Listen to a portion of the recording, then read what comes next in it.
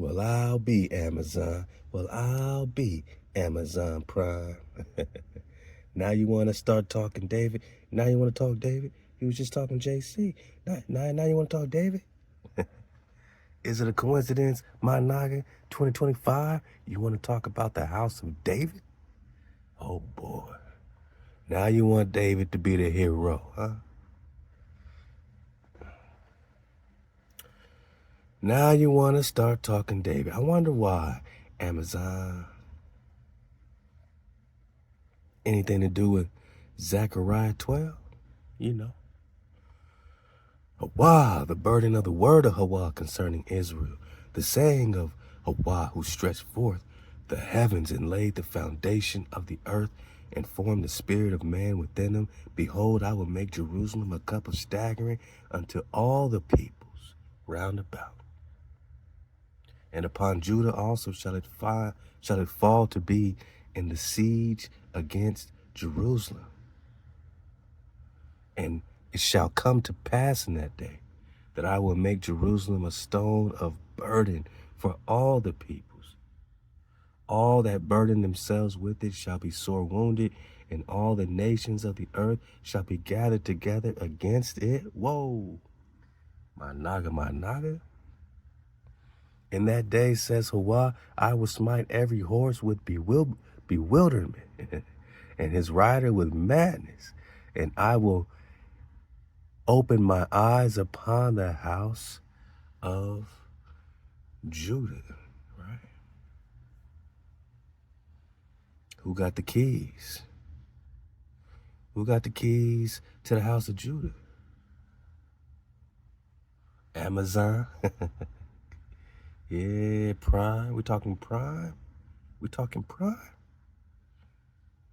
And will smite every horse of the peoples with blindness, and the chiefs of Judah shall say in their heart, the inhabitants of Jerusalem are my strength.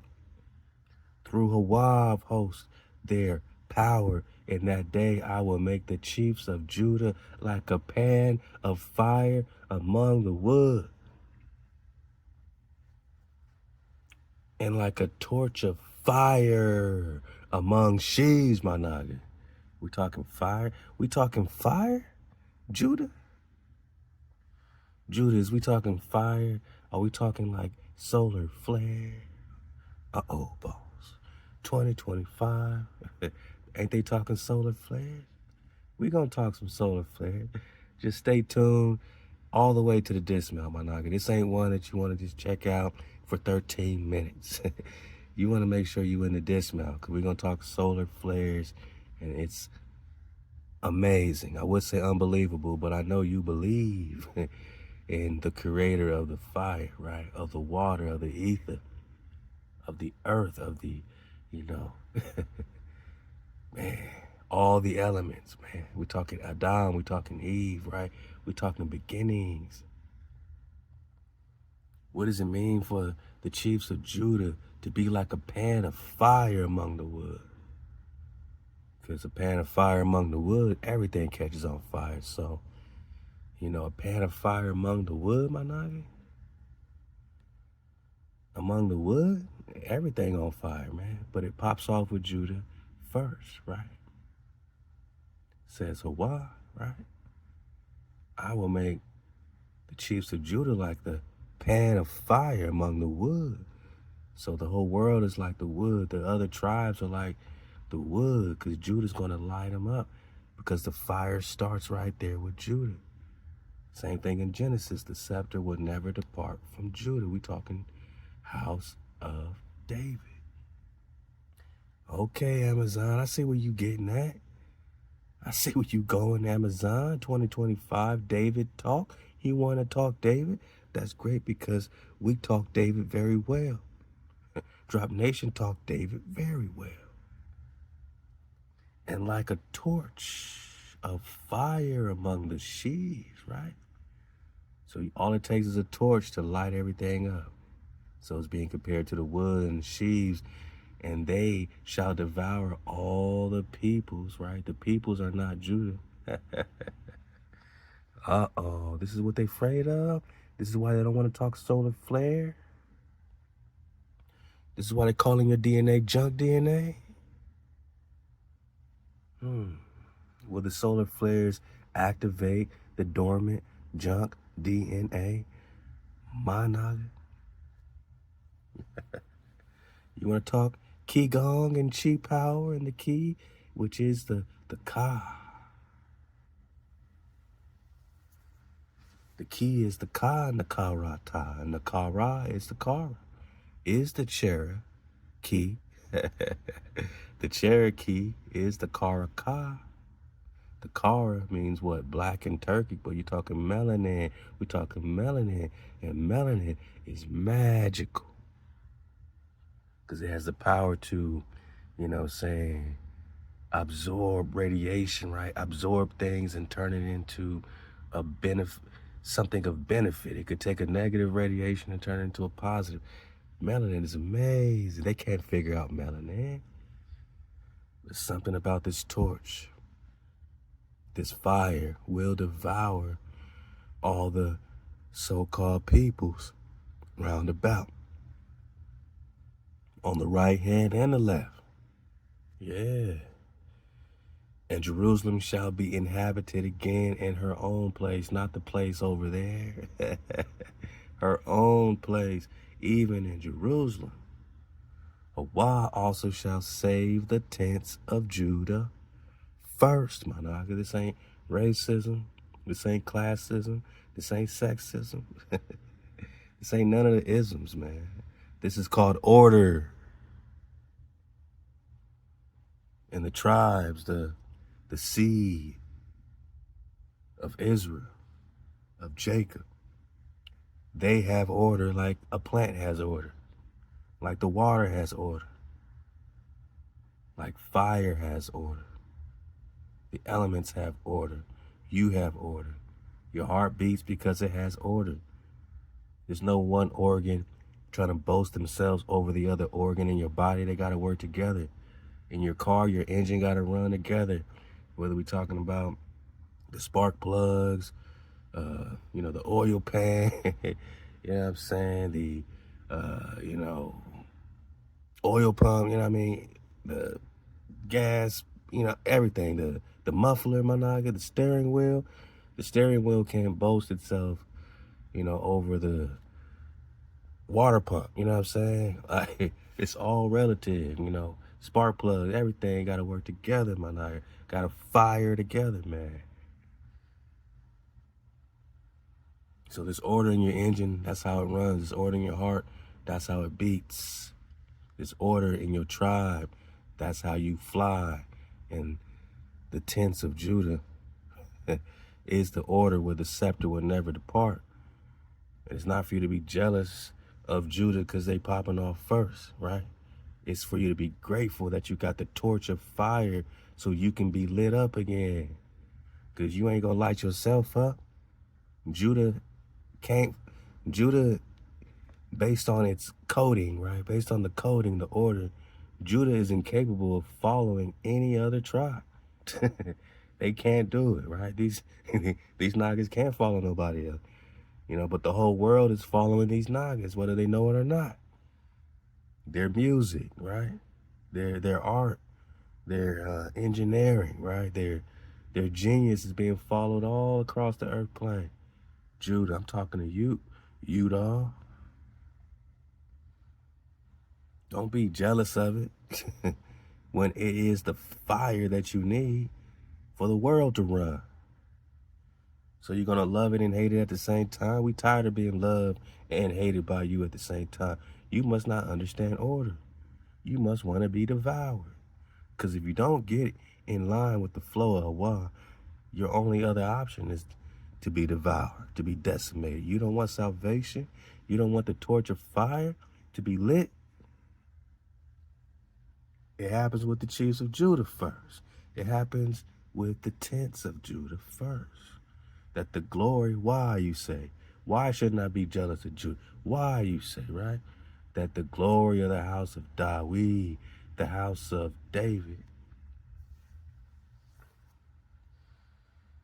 Wah, Halal HaWah, Shabbat Shalom. that the glory of the house of David and the glory of the inhabitants of Jerusalem, that's the entire tribe, right? But we have to start with Judah. We got to start with the house of David.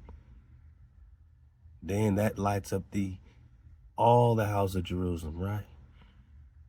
But all the house of Jerusalem, better not get it twisted. They cannot be magnified above Judah or the house of David. And that's period. That's period. Amazon, no. Amazon's telling you in 2025 what their focus is on. We talking David. We talking the house of David. And that's who is saved first. Why? Because they are the pan of fire among the wood, the torch of fire among the sheaves. And in this case, Managa being wood and sheaves is a good thing because you get lit up. You get lit up. And what happens when you get lit up? What happens when you get the light, Managa? The dragon, Managa? We are talking fire. We might be talking dragons. Well, we know we talking dragons. Basilisk, right? Asps, right? We know we talking dragons. Wow, Halal HaWah. We know we talking second Baruch, child, you know what I'm saying? This dragon subjecting themselves to a little child, right? Isaiah 11, suckling child playing on the hole or the dragon lair of the asp or the dragon, Managa. Like, we know we talking dragons, but let's simplify things. You know, you don't get jealous of Judah if you are in the house of Israel, because you are being lit up by the fire that HaWah is lighting. But that's where the fire must start first. Why? That the glory of the house of David and the glory of the inhabitants of Jerusalem be not magnified above Judah. In that day shall HaWah defend the inhabitants of Jerusalem, and he that stumbles among them at that day shall be as David. And this is why they coming with it. Even if you're stumbling, you're going to have the power HaWah gives to David.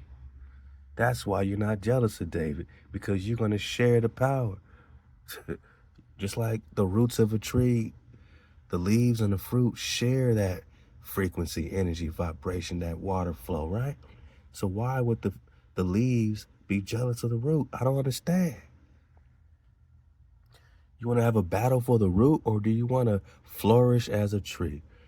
Don't go against nature, right? Don't go against the natural ones. Don't go against your root, because the house of David shall be as a God-like being, man. Should we go in translations? Is translators translating? What are we talking about? God-like. We talking dragon form? We talking you're going to get into your dragon form, man? Psalms 18?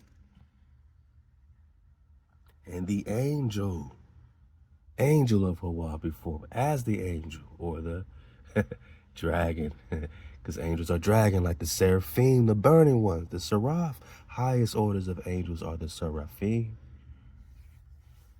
Isaiah 11, they singing holy, holy to the throne, at the throne of HaWah, right? Holy, holy is HaWah. Six-winged dragon, seraphim, Isaiah chapter 6, Shalak. So back it up, man. Slow down, drop. You dropping too fast. Shabbat Shalom.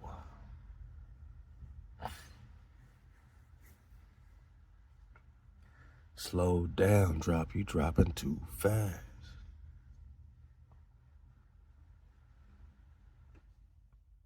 I ain't overdropping, no. I know I ain't overdropping. I'm just surfing the wave. Shabbat Shalom.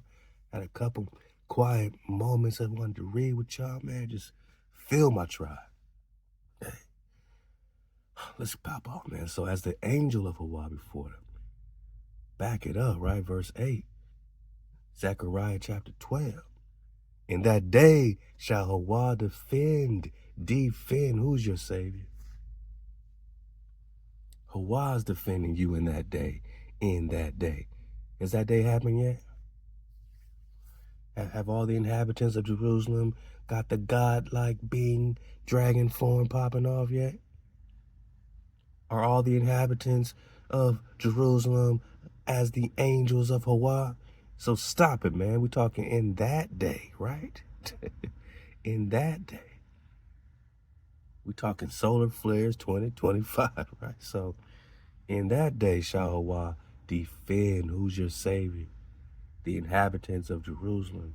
And he that stumbles, even if you weak, man, even if you old, even if you are sick, right? You shall be as David. Not this hijack they showing. I'm talking David. Who is Prester John, right? Let's go. We know, right? We know. What else? And the house of David shall be as a godlike being, as the angel of HaWah before them. And it shall come to pass in that day that I will destroy all the nations that come against Jerusalem. Body bag. You come against the tribes, it's a wrap.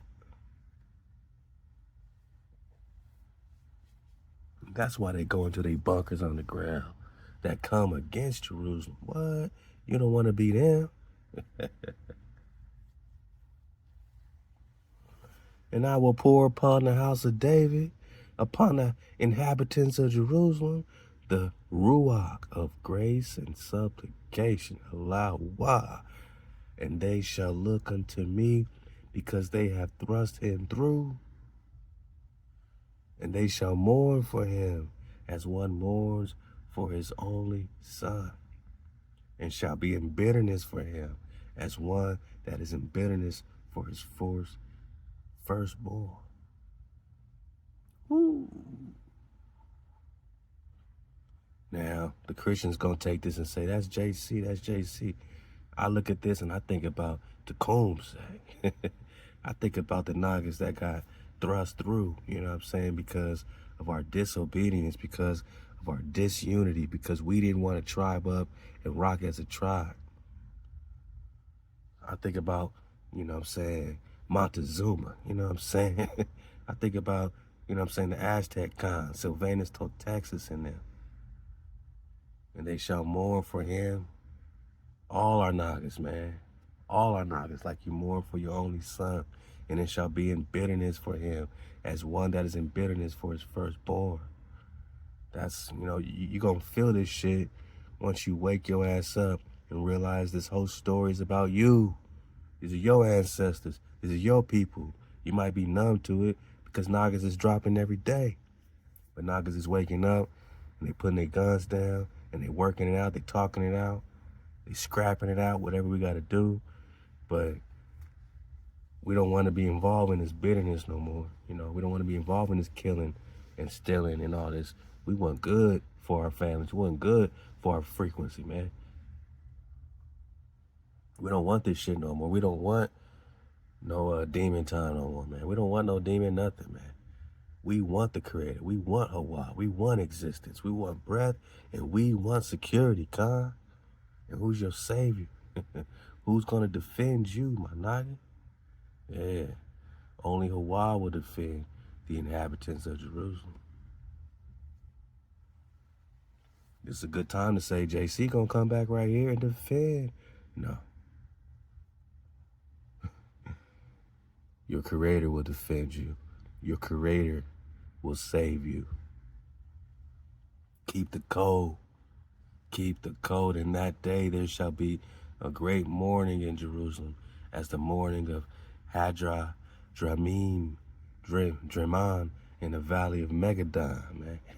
And the land shall mourn, every family apart, the family of the house of David apart, and their wives apart, the family of the house of Nathan apart, and their wives apart, the family of the house of Levi apart.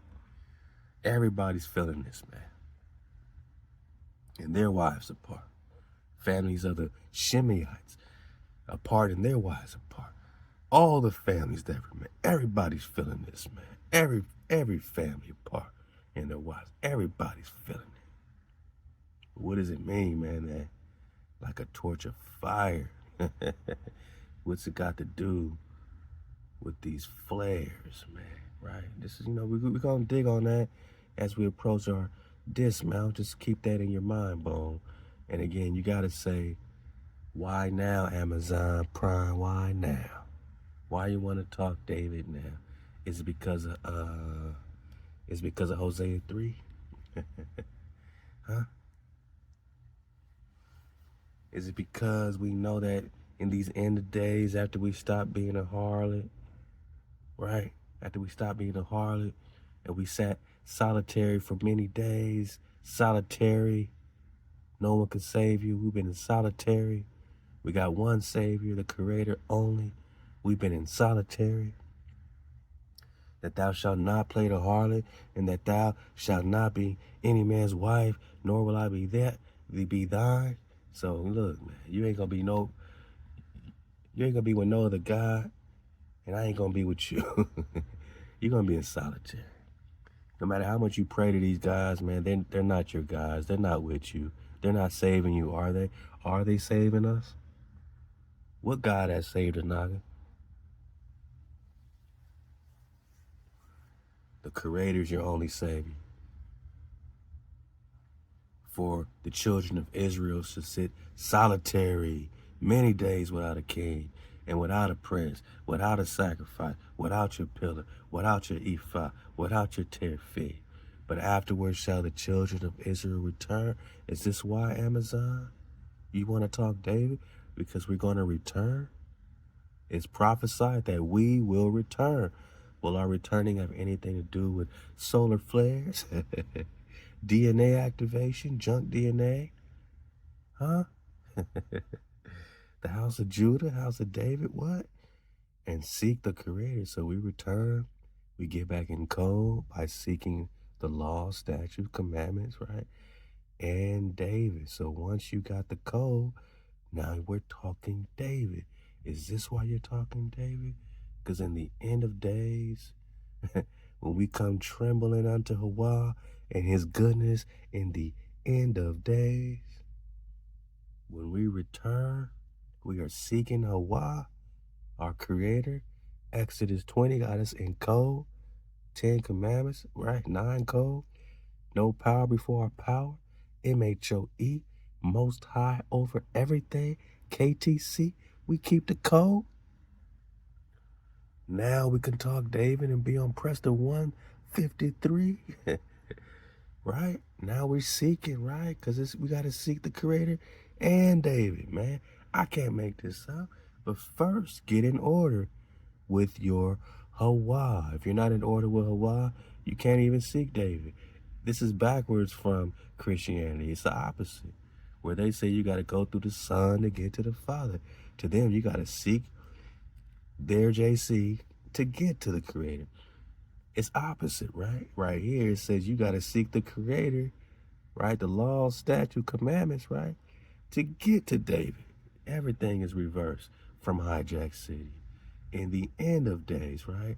In those days, right? In that day, just like Zechariah.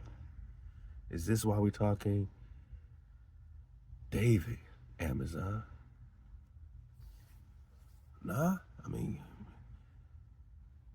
is it Ezekiel? Is this why we're talking David? I just want to know why Amazon's talking David. I know why we talk David. Is it Ezekiel 34, Amazon? When we understand that my servant David, he shall feed them, that I will set up one shepherd over them, and he shall feed them. My servant David, he shall feed them. He shall be their shepherd. Is this why we're talking David? And I, HaWah will be their power, and my servant David, prince among them. I have spoken it, and I will make a covenant of peace. Whoa. Is this why we're talking David? Because the covenant of peace is with David? I just want to know. The one shepherd forever? There's not two? Where's JC? If he's the one shepherd, what does that mean for JC, right? It means this is trickery, fakery that they put on us in Christianity. To go through the Son to get to the Father, we need the shepherd. But you don't need no shepherd unless you're a flock. And you can't be no flock of HaWah unless you get in code and seek the Creator and David, right? Because to seek the Creator is to be the flock again. Now you seek David because he's the one shepherd for the flock. And a righteous shepherd needs a righteous flock. Is that why we are seeking David, Amazon? Amazon? We're talking Ezekiel 37, two cross sticks coming together, valley of dry bones. We're talking the towel? Huh? Or we talking 24? And my servant David shall be king over them. Is this why we're talking David in 2025, Amazon? Because David shall be king over us forever, ever, ever. And they all shall have one shepherd, Amazon.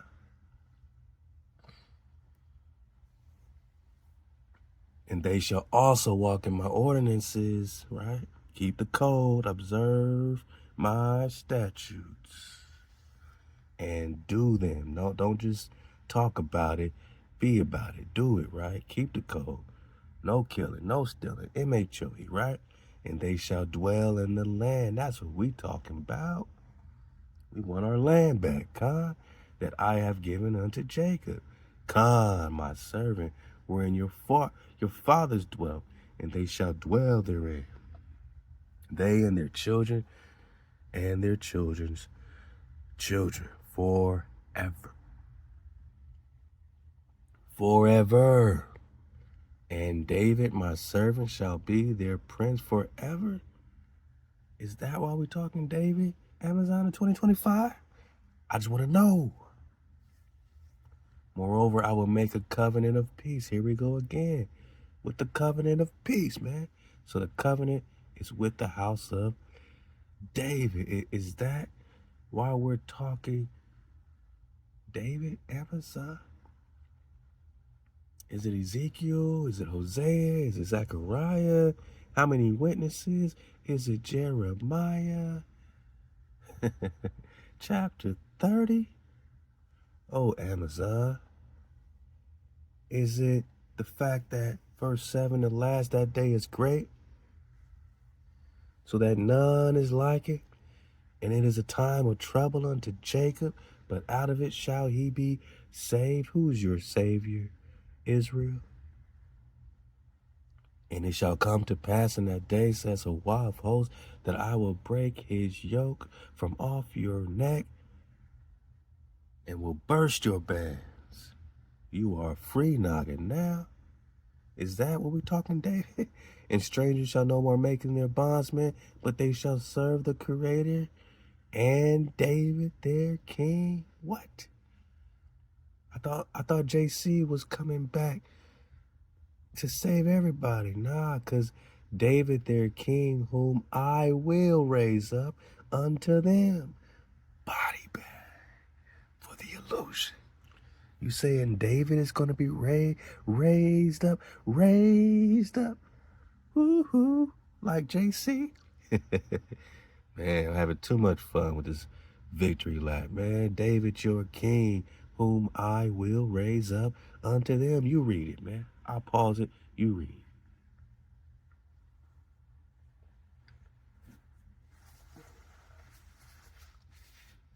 Khan, is that why we talking David, Amazon?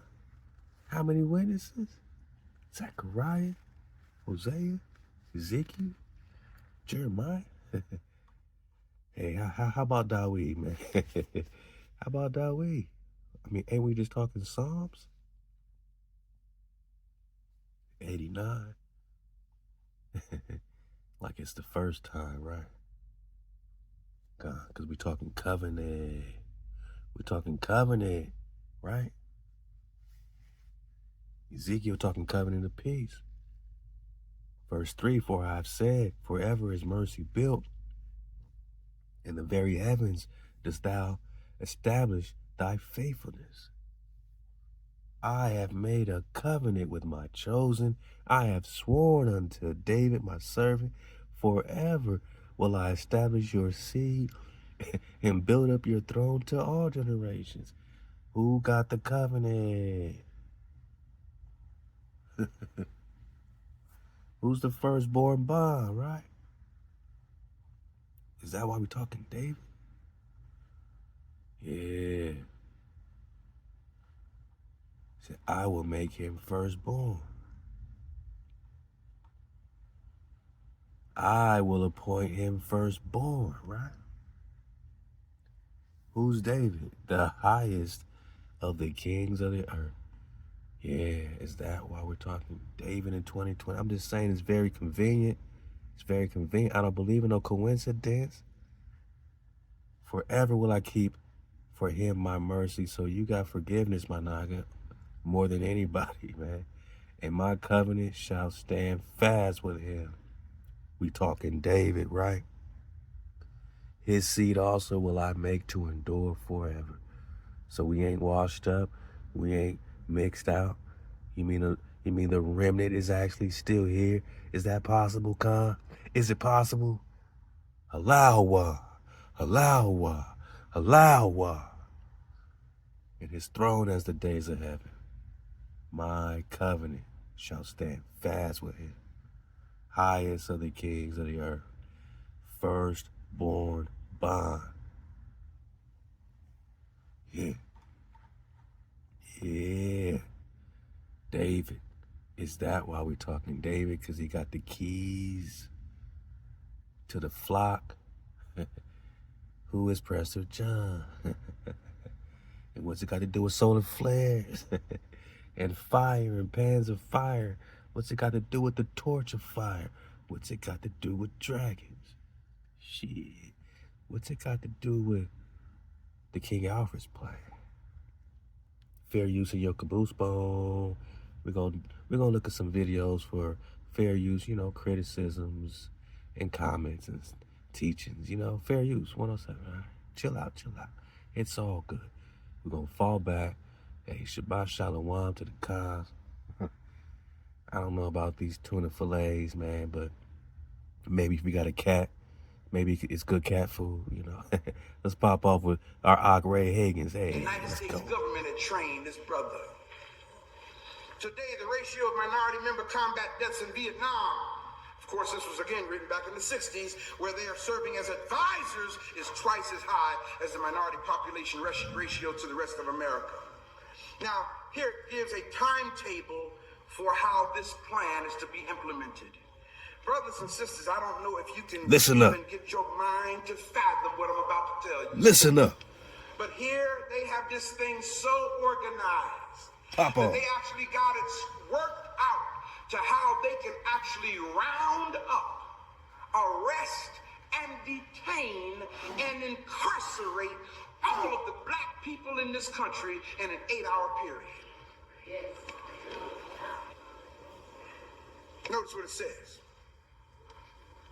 Number one, local police and minority leaders in action to head off the emergency. In other words, those hand-picked leaders by the president, first thing they do, they send them in, try to get black folk to stand down. Now don't try to go in and tell them, don't tell them you came in there to stop them. Go on and let them march a couple of blocks. Yeah, let them march a couple of blocks. Let them sit down on the highway for 20 minutes. But then cause them to stand down. Lead them into the paddy wagons. Or talk to them and say, all right, y'all, it's time for us to go now.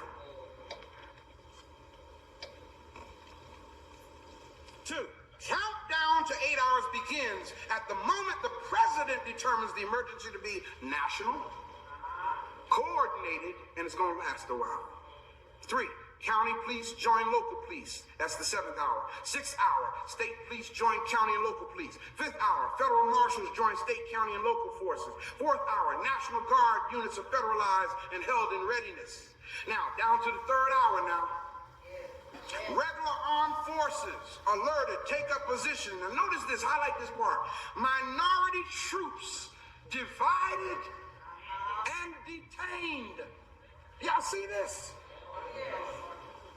In other words, yeah, you in the army, You in the Marines with your M16.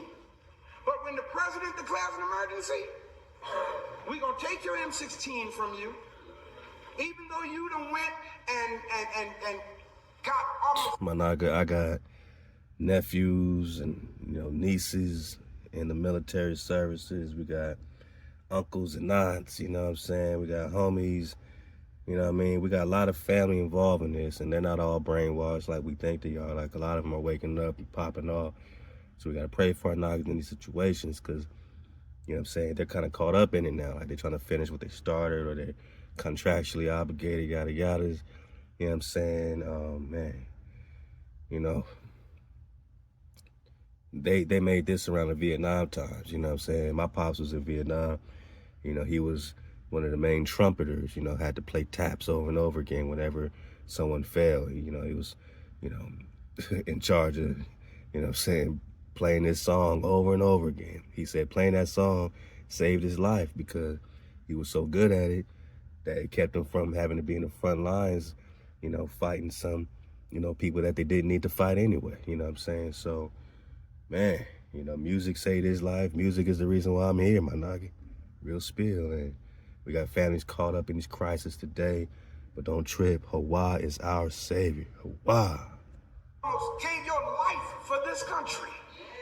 When the president declares an emergency and it's time to round up all these black folk and put them in some of these storage facilities until we decide what we're going to do with them. Y'all, why you think they building all these storage facilities? Y'all ain't got that much stuff to put in storage. Come on, y'all. Think. Storage facilities with running water. What boxes need with running water? Minority troops divided and detained along with all white sympathizers under guard down to the second hour. All minority leaders, national and local, detained. Why is it that they want to detain the leaders? Why just the leaders? Now, they ain't round up all of our people yet, just the leaders. Now, president goes on national radio and television and tells black folk and the Hispanics, y'all got 1 hour to stand down. All right. If they don't listen, down to 0 hours, all units under regional commands into the emergency. Engage. Now, here's a note, Zero Committee report, and this was called the Zero Committee, and of course talking about zero population. Survey shows that during a 6-year period, production created 9 million objects. What in the world is that? Or 1.5 million each year. Production could not dispose of the containers, which proved a bottleneck. However, that was almost 20 years ago. And remember, this was done in 64. 20 years before 64 is 44. 1944, 1943, 1944, that's when the Holocaust took place, y'all, in Nazi Germany. Yes.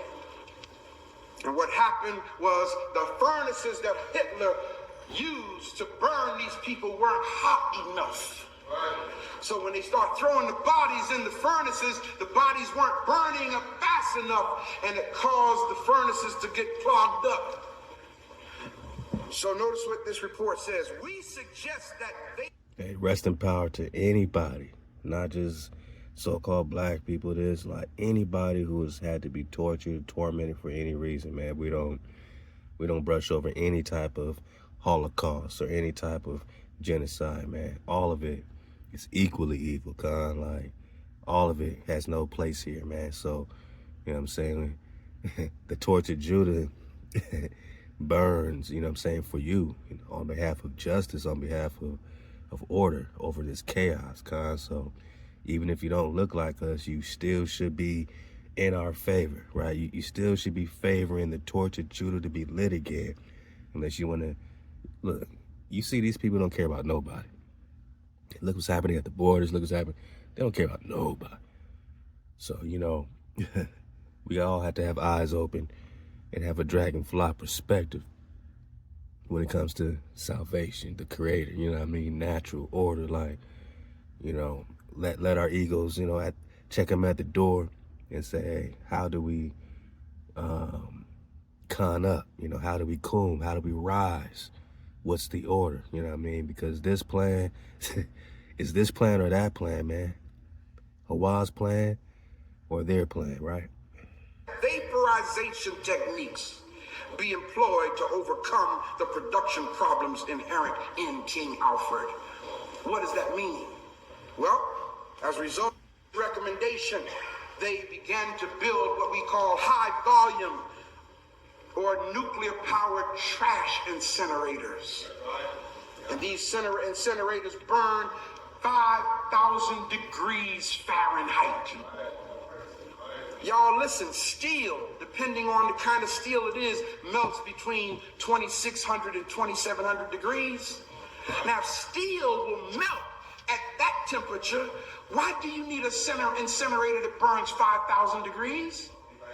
So that the furnaces don't get clogged up again.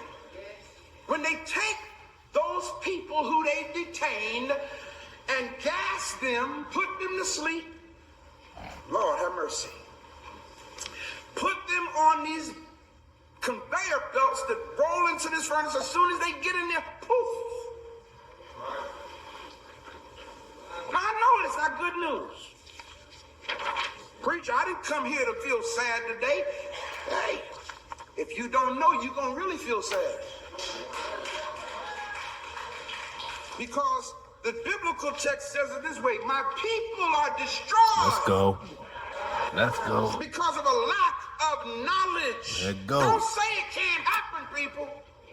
Don't say it can't, because on February 21st, 1942, Executive Order 9066 was implemented.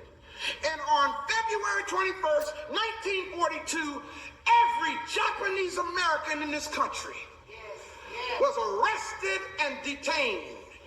And the law stated if they were 1/16 Japanese, they were to be locked up too. When the Japanese, the war. They don't care about nobody. It can't be done. But see, Japanese got sense. We bombed Japan. Now Japan owns us. Isn't that deep? 60 years later, Japan is one of the richest countries in the world. They own more property in this country than anybody else. Wow. They didn't walk around with a sign saying, "We shall overcome." Japanese didn't do that. Japanese said, "I'll tell you what we're going to do. They bombed us. We're going to send our children to their schools." Now you go into hospitals and look at majority of the doctors. Majority of doctors are now Korean slant-eyed doctors. Yeah, buddy. What I'm sharing with y'all, brothers and sisters, is a reality. I'm giving you this information, and there's a whole lot more that I could give you here.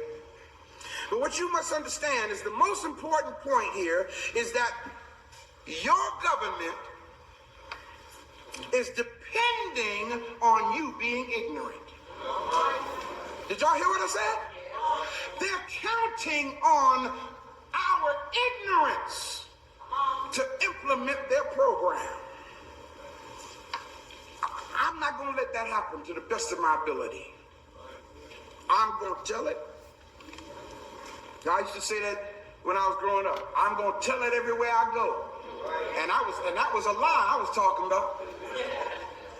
I'm going to tell it if don't nobody want to hear it. I'm going to tell it. A friend of mine used to say, I got to preach, and we used to say that, I'm going to tell it. And think about that, man. I was committed to the promotion of that lie. Now I got to be as committed to the promotion and dispensing of the truth that will set my people free. You got to be committed as well. Government is counting on your ignorance. And see, they want y'all to fight back. That's what they want. The sooner you fight back, the quicker it gives them an excuse to declare a national emergency. You understand what I'm saying? They've been stockpiling weapons, y'all. In fact, y'all remember I told y'all about the VMAS project? Brothers and sisters, do y'all not know now that every major police department has a VMADS unit now?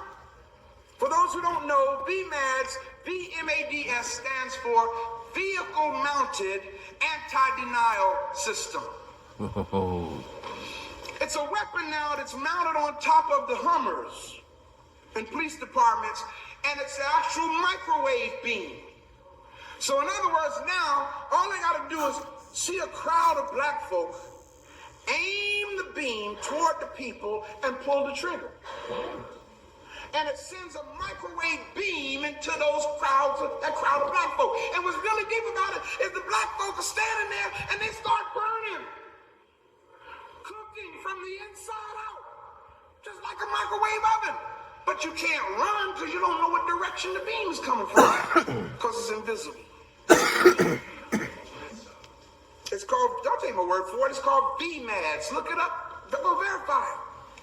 Direct energy weapons, silent weapons, quiet wars. Get a few more minutes. They didn't make VMADS for white people. They will never use the VMADS in Ladue. They'll use it in North St. Louis, though. Y'all hear what I'm saying? Now, what can we do? I know this is going to sound a little flimsy as I close. What can we do? Look at the person next to you and say, first thing is learn how to pray. You see, y'all might not believe in prayer, but let me tell you something. Prayer is a powerful tool. Prayer will give you guidance and wisdom, because when you pray, number one, you quiet yourself. You humble yourself and you perk up your ears to hear what God has to say to you, either through the Spirit of God in you or through the voice of your ancestors. I'm a firm believer, brothers and sisters, that God is not going to allow his people, those who will hear, to meet with extermination. We have come through too much. Y'all hear what I'm saying? And we're still here. We are the number one wonder of the world. Not the pyramids, we are. Pyramids was the number one wonder, but see, they're trying to, we're still here to tell about the pyramids. We ain't supposed to be here to tell about it. We're supposed to be gone by now so they could claim the pyramids as theirs. And here we still are. So I'm giving you all this information today because I love you. I love your children. I love our future. Shout out to Ray Hagens, man. Put us on real rap a long time ago, and just always want to revisit it because they want to act today like, you look this up now on Google, man. Google, man, I try to tell you. They hiding everything, man. Hey, Lil Yachty got a song, did you know? King Alfred's playing featuring Lil Yachty, man, that's crazy. He's featured in the song related to something called the King Alfred. I haven't heard the song, man. Go dig on it, man. Wikipedia would say King Alfred's plan is just a fictional CIA-led scheme supporting an international effort to eliminate people of African descent. It's just a fictional. Why? Why would you say that? Then it's going to lead you to Ray Hagens, but you're going to have to dig on it like we are digging on it to get that drop. But the fact they say it's fictional is crazy, right? Love to thought-provoking perspective.wordpress. It's crazy they're calling King Alfred plan fictional. There are not many people who know about the King Alfred's plan.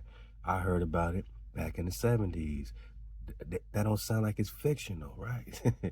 What is the King Alfred's plan? It was a plan drawn up by the U.S. government to put black people and others in concentration camps, since in the case of black people not having a place to be deported to. Why not? They can't deport you somewhere you ain't ever been. You ain't from nowhere else. You're indigenous here. That's why they said the zero. And once it hits the zero, it's all the way up. But before that, they said they're gonna have to fall back in certain cities because y'all gonna be too powerful, right? They said black people, They're going to be too powerful in certain cities. We're going to have to fall back. They're going to take over the cities. Does it have anything to do with Zechariah, right? And this pan of fire? The pan of fire and Zechariah, right? The torch of fire. Yeah.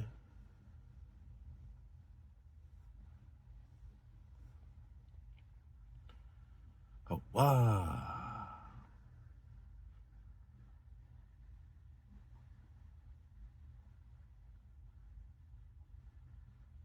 Ooh, the living water shall go out from Jerusalem. That's all we can ask, man. Is to keep the water flowing, man, once again. Verse 13, Zechariah 14.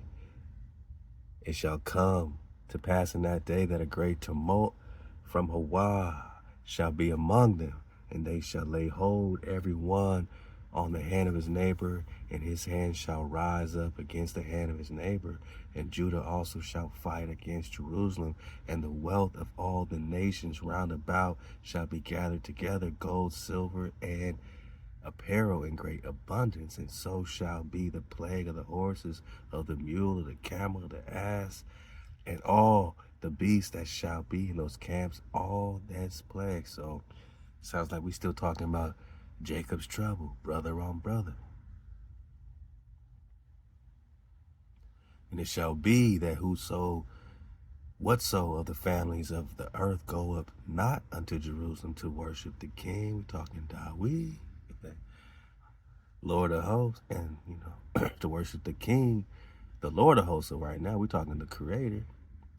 Upon them shall be no rain. And if the family of Egypt go not up and come not, they shall not overflow. They shall have no overflow. There shall be the plague wherewith HaWah will smite the nations that go not up to keep the Feast of Tabernacle. So, everyone got to gather for the Creator, man, who is, truly the King of all. You know what I'm saying? David is just the king, of this earth realm, once HaWah passes those keys. But, the King of Kings, we only have one king for real, right? And that's HaWah, right? That's framer, shaper, Ama, Abba. Ama is the queen, right? They call her Mother Earth.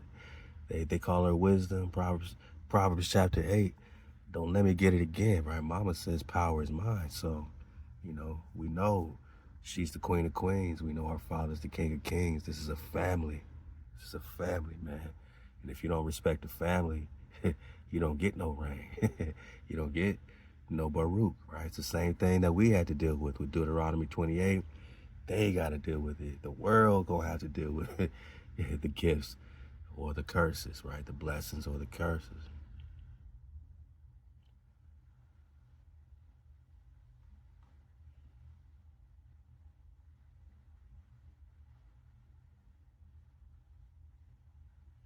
I will cut off the names of the idols of the land, and they shall be no more remembered. Wow. But again, we're talking about the house of David. In that day, there shall be a fountain open to the house of David and to the inhabitants of Jerusalem for purification.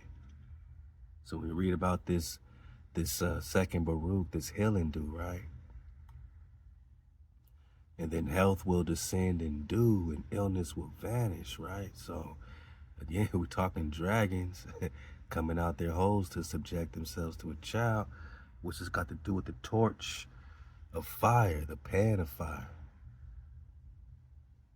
We're talking eternal shalom, right? Shalom. And we're talking healing dew. Health will descend in dew. Wow. So what's this got to do with the fountains that are open to the house of David and the inhabitants of Jerusalem for purification? That sounds like health descending in dew. We don't know. We're talking fountains from underneath, fountains from above. For in that day, where it shall come to pass, Shalach, in that day, Says HaWah, that I will cut off the names of the idols out that land, and they shall no more be remembered. And also I will cause the prophets and the unclean spirits to pass out of those lands. So all hijack gotta go. All hijack gotta go. And it shall come to pass, when any shall yet prophesy, then his father and his mother that begot him shall say unto him, Thou shalt not live, for thou speakest lies in the name of HaWah. How many lies do we gotta decipher through just to get the drop, right?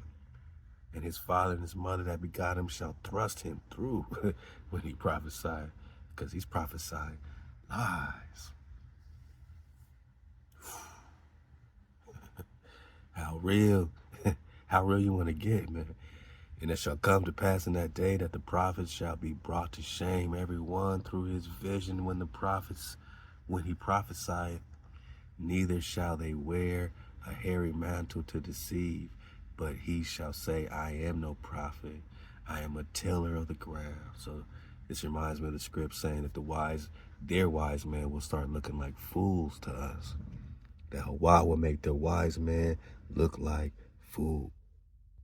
And certainly, HaWah's making their wise men and women look like fools. All these, I had a dream and this is what you should be doing. Like, all that stuff is out the window, man. If you ain't in code, you can't even see clearly at this point, man. It's just very clear, you know what I'm saying? Who got the dragonfly and who don't, man. Who got the eyes to see clearly, 369 degree perspective, man. Yeah, man, you know, Zechariah 9 is beautiful. I just like to dismount here because, man, who's going to defend you, right? Yeah.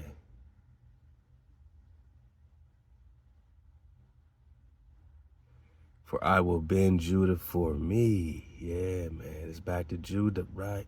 I will fill the bow with Ephraim, Khan, who's also called firstborn, right?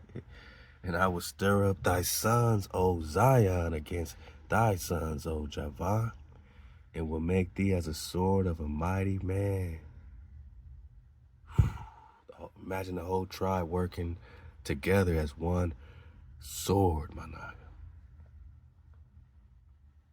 And HaWah shall be seen over them, and his arrow shall go forth as lightning, and HaWah will blow the horn, and will go with whirlwinds of the south. Remember, he's Elijah, Elijah disappearing in the whirlwind, in that dragon fire, the whirlwind of fire. Man, read Psalms 18 again so you know how HaWah comes to save a naga, right? We're talking David, right? And HaWah of hosts will defend them, and they shall devour and shall tread down the sling stones, and they shall drink and make a noise as through wine, and they shall be filled like the basins, like the corners of the altar. So with the great basin, how does it relate to the corners of the altar? That's interesting. And HaWah, their powers, shall say them, who is your Savior in that day?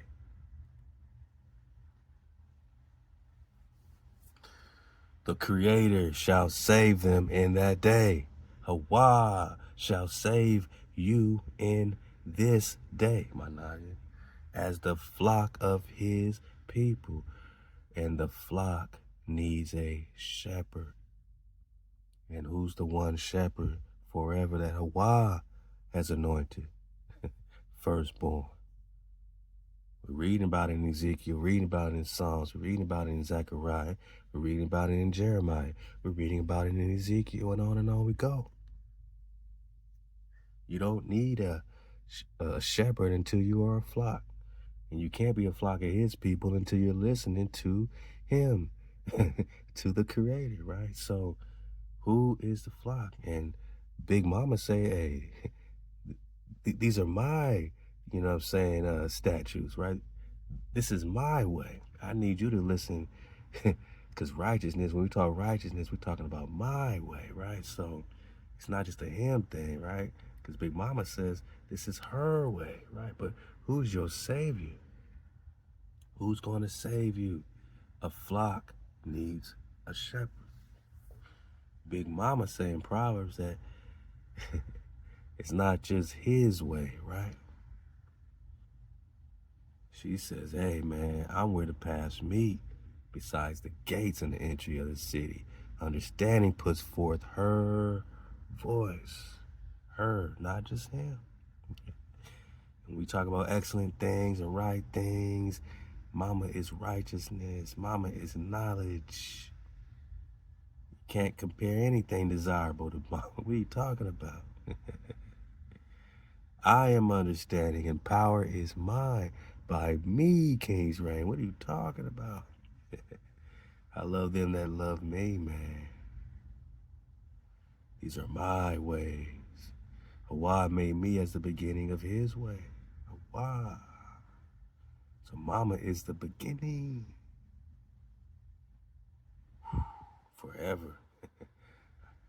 As a nursling, I was daily all delight, playing always before him. You're talking about a romance. You're talking about, you know what I'm saying, a connection, man. Like, you know, it's nothing you can compare to the connection between Abba and Ama, or the breath and Wah, the security.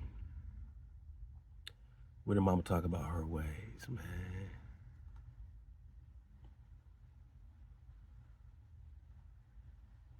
Yeah.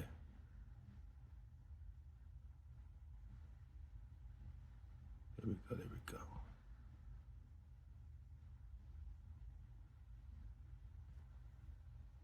Here we go, here we go.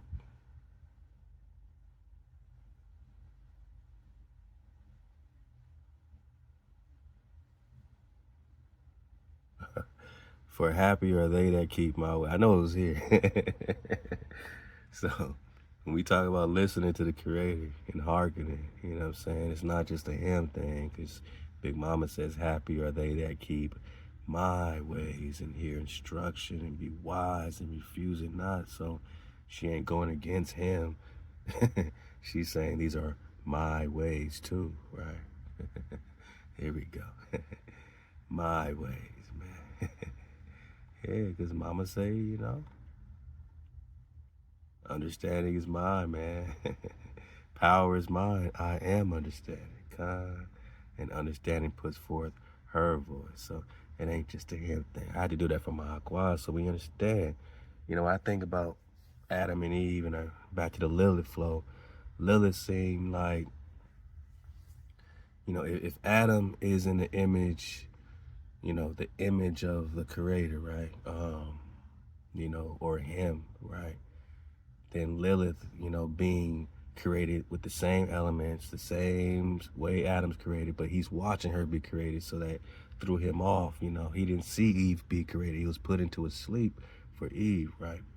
Interesting. But, you know, she would be like the image of Big Mama, you know, or Mama, you know. If Adam is the image of the shaper or the framer, no, the shaper, right? Because the father is the shaper, the mother is the framer, according to the Papu Vu, which is the Mayan sacred text. Framer and shaper, right? So Lilith, who was created before Eve, they say, right, is, you know, she would be the image of Mama. And that's probably why she didn't feel like she needed nobody. Like, I got everything myself. Adam's like, man, you tripping, man. She's like, I don't need you, man. I'm out here. So, you know, we're going to explore this a lot because, you know, they talk about her demon children, but we're just talking dragon cons. And how does that relate to the Nebuchadnezzar flow, Solomon flow? Like, Lilith has a lot to do with a lot, you know what I'm saying? And we can't discount Big Mama and the image of Mama, which, you know, in my, you know, small understanding of things, you know, Lilith seems to be the image of Big Mama more than even Eve would be, you know what I'm saying? Coming out, you know, being of Adam out the rib and all that, you know what I'm saying? Lilith had got her own situation. She ain't out of Adam. She's out of the same elements that Adam is, you know what I'm saying? So the crystalline, beautiful crystallized, they say Adam was when he was created, all the elements we've been reading about. We're going to get more into it. Imagine Lilith, what they call Lilith, right? So, we got to dig on it, man. We got to dig on it. Who is your savior? Who is your savior? That's the question, man. Shabbat Shalom. Who's your savior? Who was David's savior? Since we talking David, since we talking the house of David, Amazon, Prime? Well, Psalm of David, who we spoken to HaWah, the words of this song in the day that HaWah delivered him. So he didn't pray to no JC, future JC, you know. That's the difference between the Old Testament and the New. Is that we were taught and we learned and we had our true to life, pure water, no hijack allowed connection directly to our energy, frequency, and vibration. We can connect directly to source, our frequency, our creator, our breath, our security, our existence. We can breathe directly as Adam got the breath directly, not through JC. So did Lilith, right?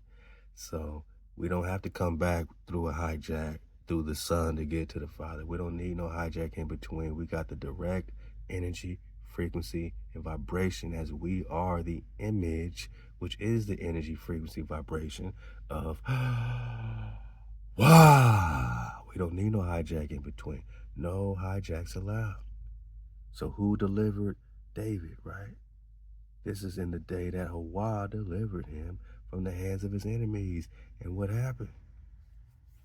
He came with dragon fire, man. He said, I love thee, O HaWah, my strength. HaWah is my rock and my fortress and my deliverer. So how does that change in the Christian church today? Your deliverer ain't the same as David's deliverer. David could deal with HaWah directly, the creator, most high over everything. But you got to go through a hijack to get to the creator? Is you crazy? Just think about how that can diffuse a warrior, you know what I'm saying, who's gets his power from the creator. Just think about how they can militarize religion by cutting you off from your power and taking your land, man. Just think about it. You gotta connect to the creator by keeping the code. It's very simple. Rule number 1, most high over everything. Shabbat Shalom. I know when we start there, we're 95% of the way right there. Then naturally comes not killing and stealing, and you got your rest day. But we didn't get into the captivity, my naga, for our lack of rest days. We didn't even go into captivity because we killed so much. We went into captivity because we put another power before our power and literally unplugged from our source, man. But you plug back in, now HaWah fills you again, right? But you only can plug back in by observing. And back to the quantum, you must observe to collapse the wave pattern, or else it's all happening. And you don't want it to be all happening when all happening is all happening, right? Demon time is included in all happening, man. So you want to collapse the wave pattern on one particular point, which is paradise, right? Which is your deliverance, my power, my rock. In him I take refuge, my shield, my horn of my salvation. Who's your savior? My high tower, praised, I cry, is HaWah, and I am saved. I am saved from my enemies. Who's your savior? The cords of death compassed me, and the floods of Belial assailed me. The cords of Sheol surrounded me. The snares of death confronted me. And in my distress, who would I call on? Was it Ghostbusters? Was it JC? Nah, it was the Creator. And David's enemies are your enemies even today, believe it or not. Who was David's enemies back then? Moab and them and all that? Who's behind the scenes now running things? I'll wait. Psalms 83, do we got to get that? We having a good time. Surfing the wave, man. In the Tanakh only sessions will come drop, man. We talking about the righteous flock, right? That needs a righteous shepherd, right? But first you got a KTC. David was near death, called upon the Creator, and what happened? I cried into my power, and out of his temple he heard my voice. So stop it, you say. The Creator is in a temple. This gives it some type of physicality. He's inside this temple. Got it. My cry came before him unto his ears. Stop. The Creator got ears. Gives it some type of physicality. Keep going. Then the earth did shake and quake. Earthquake, got it. The foundations also, the mountains did tremble. They were shaken because he was wroth. He was mad, right? He was angry. And what happened? Smoke arose from his nostrils. Stop, man. Stop. Sound like dragon form, man. Free Phineas, man. Sound like dragon form. Sound like a naga with naga. And every naga got a dragon. And the definition of a dragon in 1828 says a man or a woman, male or female, a fierce, violent person is a dragon. Because you're fierce towards all invaders and hijack city. You're violent towards all invasions, genocide and Holocaust and hijack city. You are fierce and violent towards the American Holocaust. Tecumseh, Dragon Canoe, Chickamauga. So what happened when he was wroth? When he was mad? HaWah that heard the voice with his ear bones. Now smoke came out of his nose. So the Creator got ears, nostrils. Uh-oh. And fire came out of his mouth. Is this a metaphor, boss? Or does the Creator have ears, a nose, and a mouth? Physicality, right? In a temple. Coals flame forth from him. He bowed the heavens also and came down, and thick darkness was under his. Uh-oh. Creator got feet. Creator got feet. Creator got feet. Creator got ears. Creator got nostrils. Creator got a mouth. Creator got feet. And he rode upon the cherub and did fly. He swooped down upon the wings. Creator got the Creator's flying on the wings of the wind, making darkness his hiding place. I'm not gonna go too far, and I'm not gonna go crazy, but I am gonna say this reminds me of a fire-breathing dragon, making darkness his hiding place, his pavilion round about him, darkness of the waters, thick clouds of the sky. At the brightness before him, there passed through his thick clouds, hailstones and coals of fire. HaWah also thundered in the clouds and the heavens, and the Most High gave forth his voice. And that voice came with what? Hailstones and coals of fire. That breath, his voice came with fire, my naga. Because fire came out of his mouth, right? And devoured, flame forth from him, smoke out of his nose, fire out of his mouth. So am I saying the Creator is a dragon? No. I'm saying the Creator can take dragon form in battle if the Creator chooses to take dragon form in battle. The Creator can take human form. Ain't that what JC is all about, huh? So if the Creator could take human form. The Creator can take dragon form. The Creator can take dragonfly form. The Creator can take the form of a butterfly. Are you getting it? We're talking elementals, elements, fire, water, ether, earth, air, breath, right? His voice, fire. And he sent out arrows and scattered them, shot forth lightnings and discomfited them. Channels of water appeared, foundations of the world were laid bare. And at thy rebuke, HaWah, at the blast of the breath of the nostrils. I'm just saying, it's a very descriptive text here. Psalms 18 doesn't say some mythological,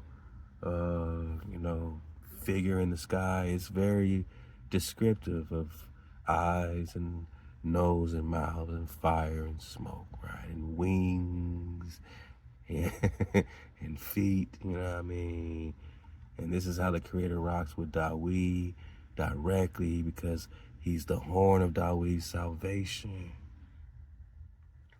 He is the savior of David, which makes him the savior of the house of David. We just popping off. I can't wait. It's coming soon. We're going to talk about it. We still getting that drop, man. Fair use in your caboose, man. Let's go, man. I want to take that into some great drop, man. Hey, hold up, man. You want to hit a hole in one, man? All right, man. We're talking dragon holes, man. We're talking dragon holes. Shout out to Jared Booster. Great work on this Aztec from Tartaria.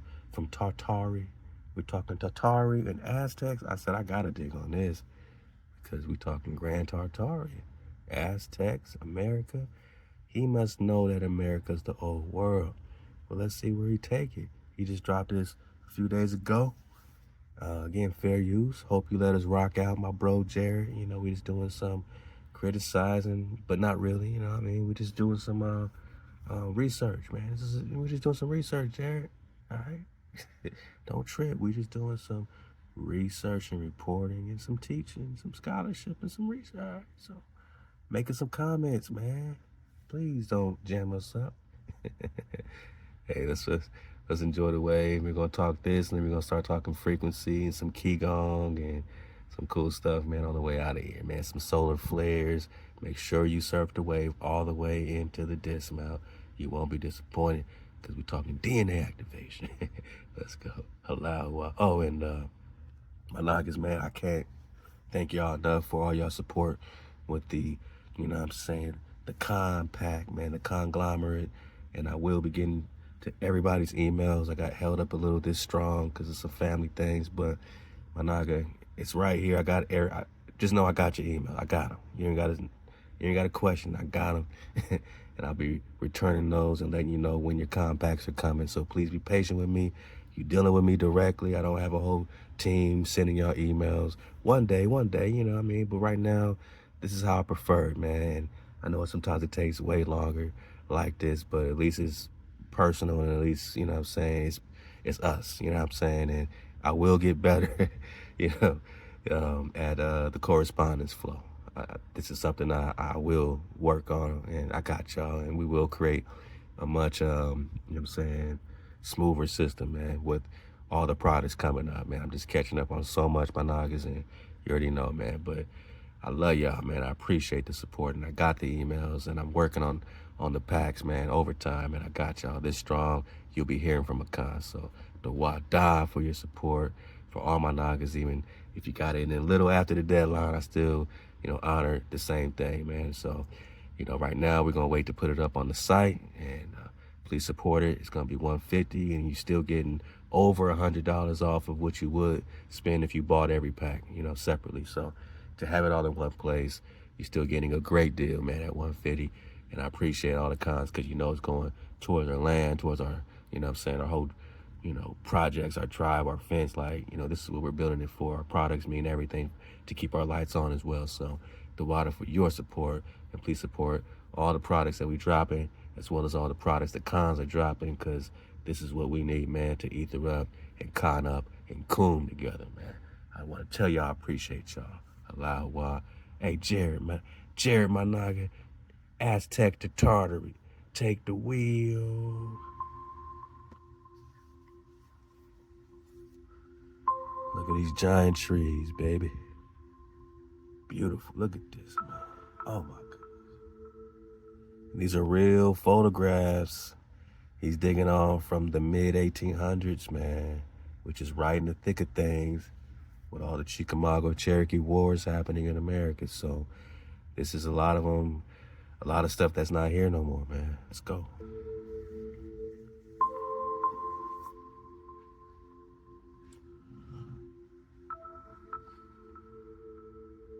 Yay. Howdy y'all, welcome back. Today, we will get back into the Old World series of videos, where we look at the oldest and most detailed photographs from before the year 1900. The topic for today's video is Carlton E. Watkins. This photographer was born in 1829, and he was considered one of the most renowned photographers of the 19th century, who played a significant role in the preservation of different national parks. Ooh, look at that. Look at that. Parks, including Yosemite. His work, which included the first photographs of these locations, created an icon, and they influenced politicians in the debate about preservation. These photographs were a significant influence as they captured the beauty of the landscape untouched by humankind. His photographs were first shown in New York in 1862, and his work was reproduced much later in his life, some say stolen, by Isaiah Tabor due to the lack of proper copyright law in the 19th century. Okay. Watkins' work was also instrumental in influencing President Lincoln to sign the Yosemite Grant of 1864, which is often seen as the beginning of environmentalism in American politics. Watkins' work, including his iconic image of the grizzly giant tree, was a testament to his talent and the importance of preserving natural beauty. Today, we will look through a collection of roughly 70 of his greatest photographs produced during the 19th century. The structure motorized pergola system is reinventing I got y'all. Hijack City's active. We got y'all. Let's go. Bullion.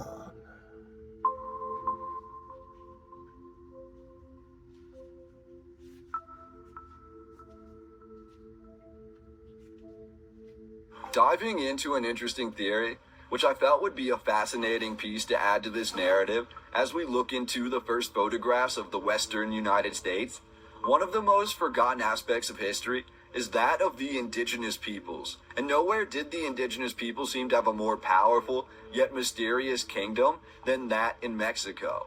According to the mainstream narrative, Fernando de Alva Cortez, a famed Spanish-Mexican historian, who was written to actually be part of the indigenous community, was said to have written the first comprehensive indigenous history of the... We've been talking indigenous people to make. That's just crazy, Jared. I appreciate you, man. Let's go. People of Mexico, and what he found and what is in this narrative is absolutely eye-opening. The indigenous of Mexico believe their origins trace back to the region of Tartary, or Grand Tartaria. This is actually quoted multiple times in multiple different early Spanish manuscripts. The indigenous Mexican people claim to be descendants of the, excuse my pronunciation, Chichimecas, who were said to have been brought to the land of America from Tartary by the last Tartarian king, Chichimecatal. Now, Tartary today is considered but a medieval term for a landscape by mainstream historians, and yet this land was inhabited by Turkic peoples after the Mongol-Turkic invasion. And we know Grand Tartary is not over there, you know what I'm saying? And we're going to keep reminding you that when we talk Tartaria, we talking right here, boss.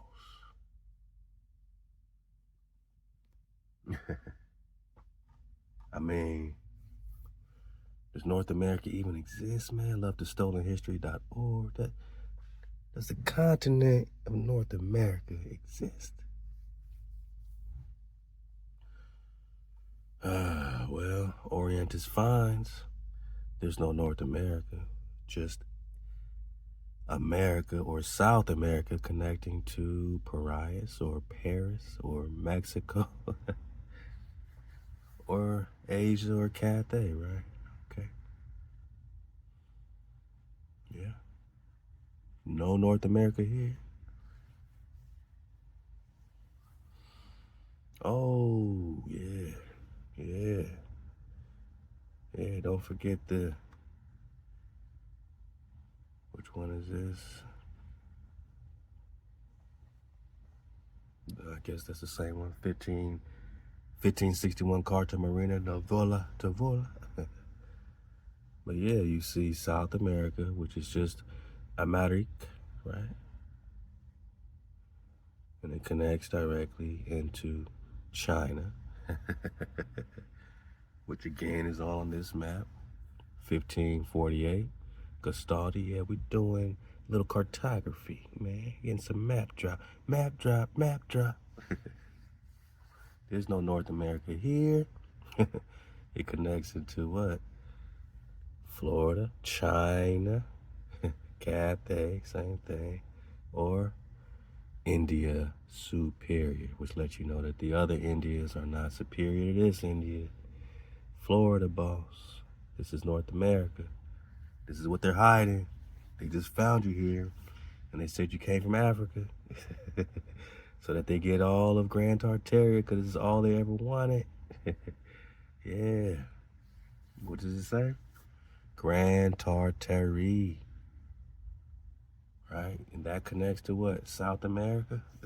So Mexico, all this stuff, man, is Grand Tartary, is the initial, original Asia Major. This is India Major. This is India Superior. This is Asia Major. And this is Grand Tartary or Tartary. So don't let them keep bringing you to the other side of the map. Because in the 16th century, these maps here let you know that North America is Grand Tartaria, man. And this is what the whole, Phineas flow we're about to get, you know. You know what I'm saying? Because, this Phineas, this green dragon, was representative of America. Benjamin Franklin wanted to use it as a symbol of America, not the bald eagle, but it was voted out. But even the Boston Tea Party had the Green Dragon Tavern in honor of the last great American green dragon, which they said was held in Fort Tryon State National Park. And his sibling became part of the P.T. Barnum traveling freak show, right? P.T. Barnum. And Phineas named his dragon after himself, they say, Phineas. So, yeah, South America connects into China, which is Grand Tartary, and the flag of Tartary is the green dragon, which is the same as, the Boston Tea Party flow, like I said, and which was the original symbol of America, which is just showing you that America is Grand Tartary. But let's get this drop from the homie Jared, man. However, many fringe historians theorize today that the Tartarians were the origin for much of the miraculous earthworks that we see and structures that we see in ancient America. And they are considered by these same theorists to be the direct ancestors of the Olmec people. Uh-oh. And if the Olmecs are Negro, so are the Tartarians. Body bag. Let's get that part again. The Olmec people. Let's get that part again. Fringe historians theorize today that the Tartarians were the origin for much of the miraculous earthworks that we see and structures that we see in ancient America. And they are considered by these same theorists to be the direct ancestors of the Olmec people. The Tartarians are the direct ancestors of the Olmecs. Keep that in mind. Let's go.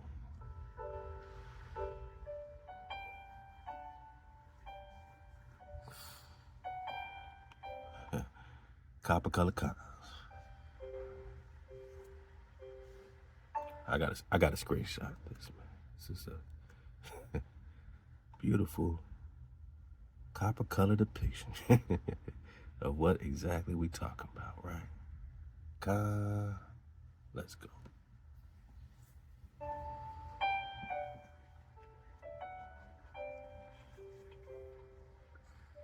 Oh, here we go. Here we go.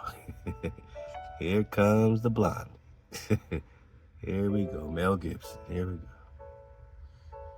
Wait a minute. Come on, man. This can't be so. Oh, boss.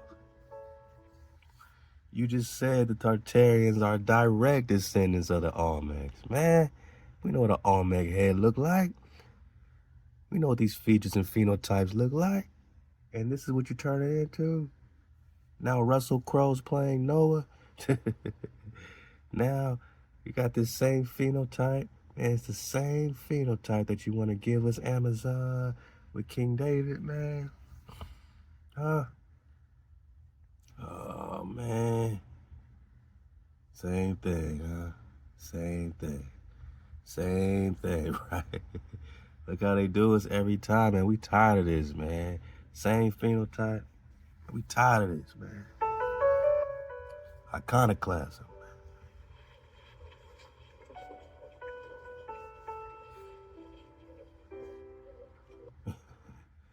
All these supposed to be copper-colored people, too.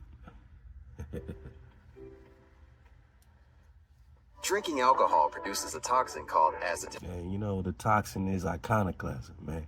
Drinking too much hijack city, man. Uh-oh. All right, so this is an Olmec head.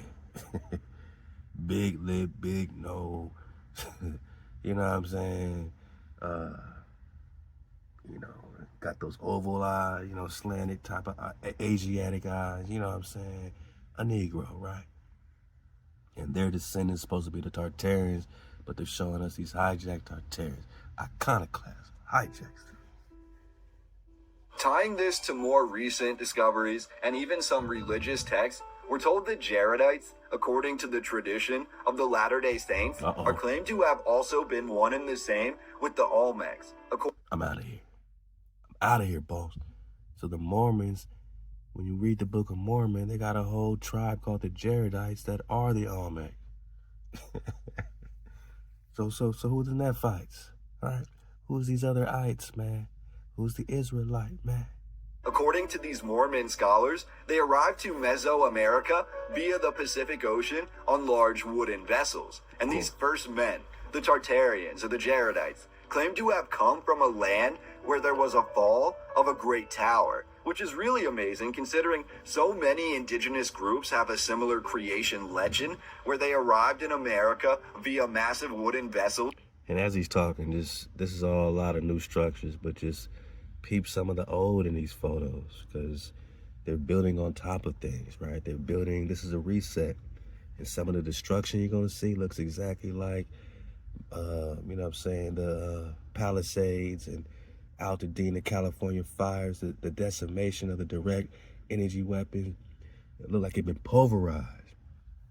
Some of the stuff looks like it's been pulverized by the same weaponry, like they haven't, like this ain't the first time it's happened, right? These resets and these laser weapons decimating our structures, our homes, like this is not the first time. What they say, nothing's new under the sun. We gonna talk solar flares, con. After a great cataclysm. And then we have the story of the Tower of Babel. The Jaredites, the Olmecs, the Tartarians. And this theory, again, just a theory, would all be one and the same. They would be the ancestors for the indigenous people in America. And this would also lend credence to another theory where many of the biblical events of history took place in America.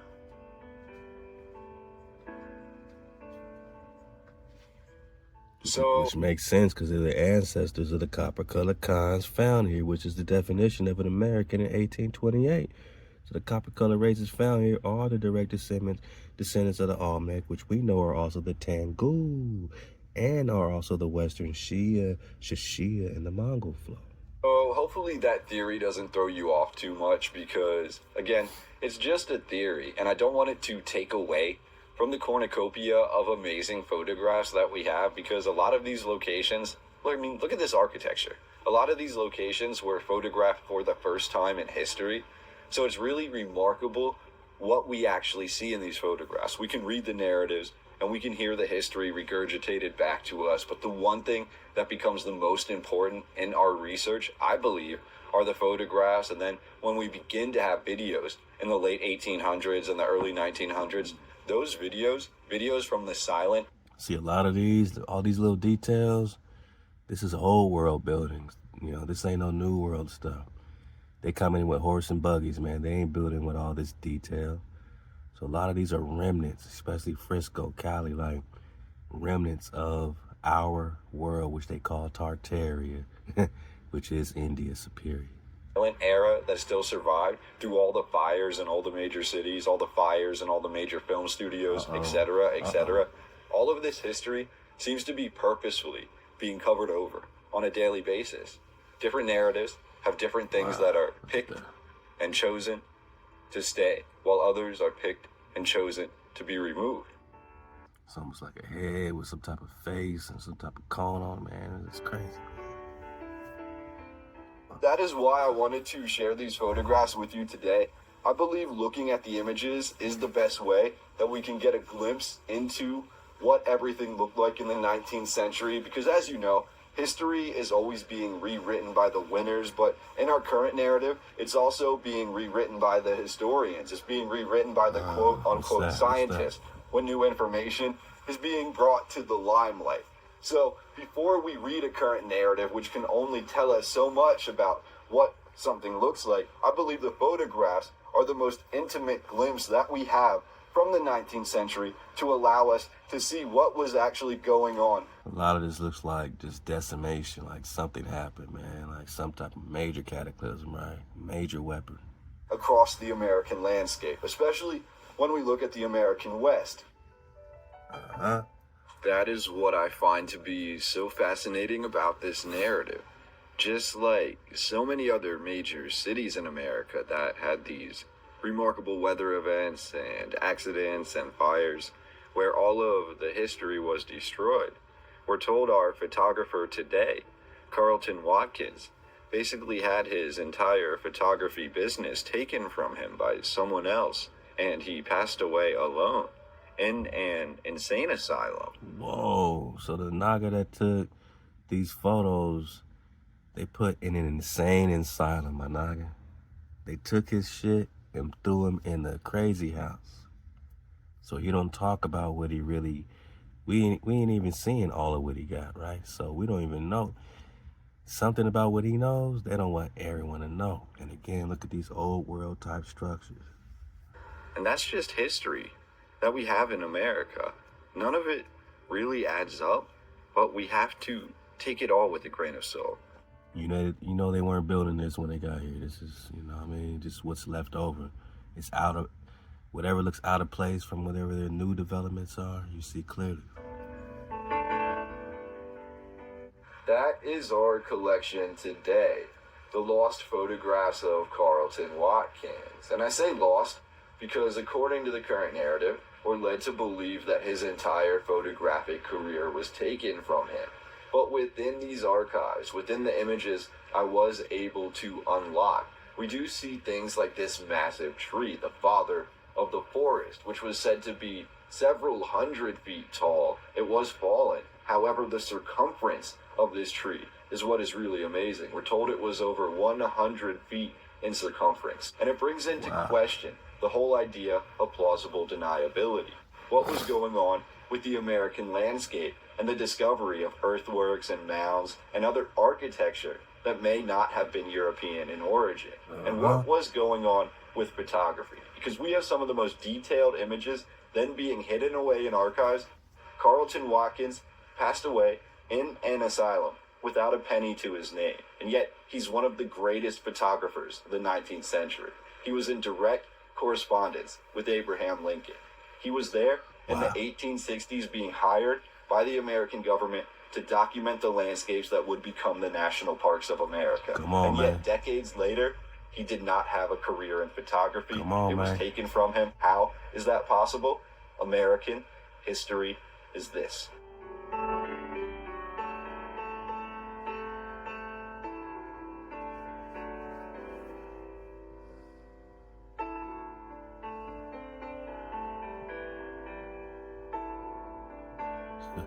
Just like they built this over the stump of this tree, right? Feeding off this energy. This is what they done. They built churches. They built whole towns over stumps of giant trees.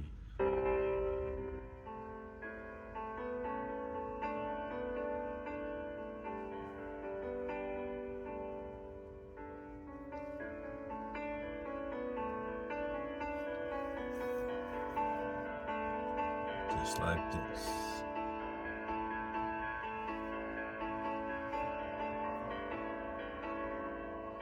Decimation. Just look at it, man. Something happened.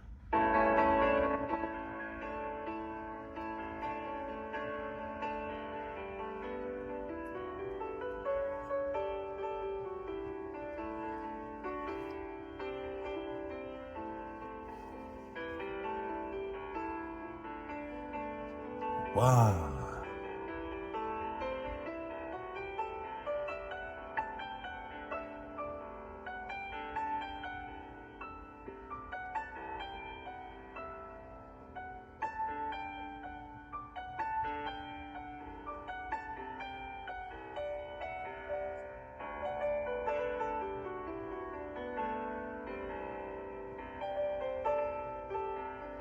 Just see stuff standing out. Great Salt Lake, right? The dead David, Dawood C, right? You see anything standing out? Looking like it's out of place.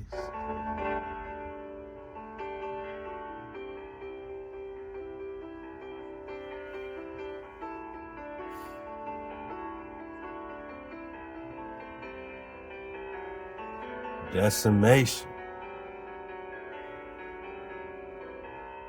Decimation. This thing look like it just got hit up with vaporization, man.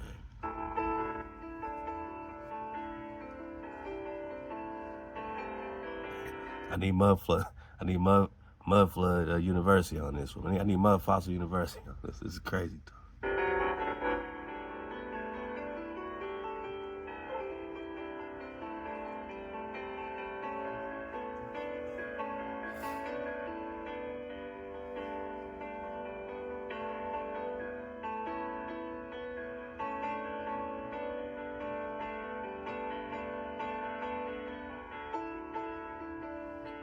Nah, one is like some type of castle, man. Like, what happened, right? What happened?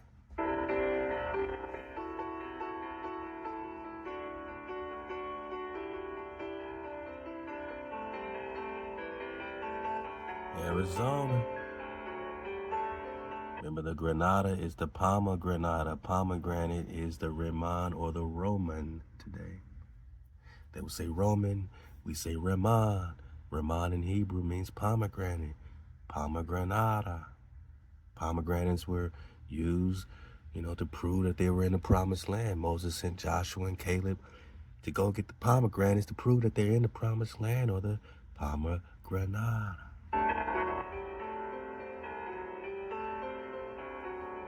Castles.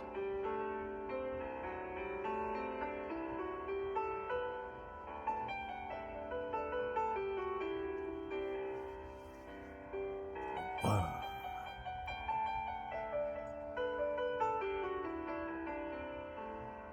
Just imagine, man. Just imagine what it was. Do you see clearly? Do we see clearly? Yeah.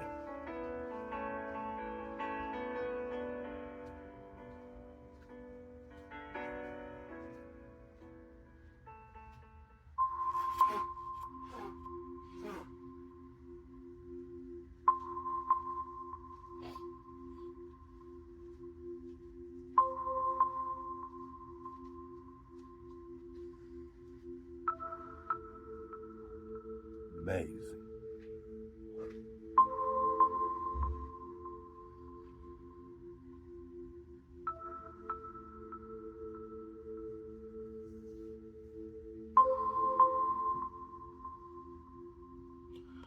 Which rocks?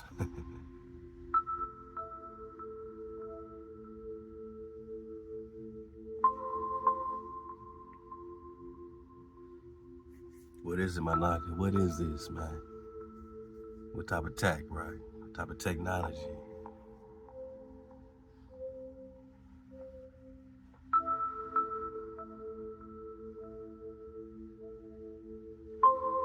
What did it used to be?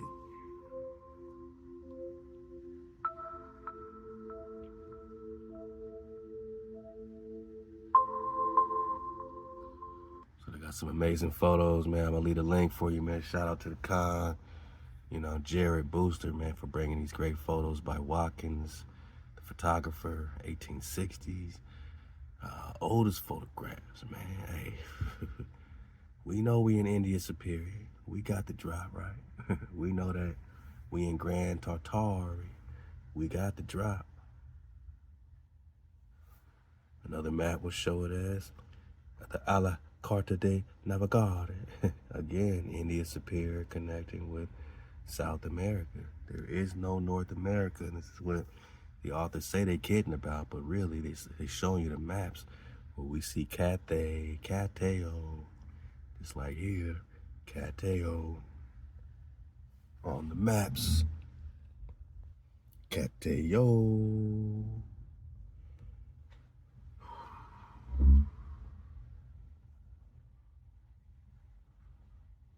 The Plan Nesfiero de Rosale also has the India Superior right here. I mean, you know, so when did they take it off the map and switch it with North America, so-called North America? Because you got Peru here, and it connects directly with India Superior.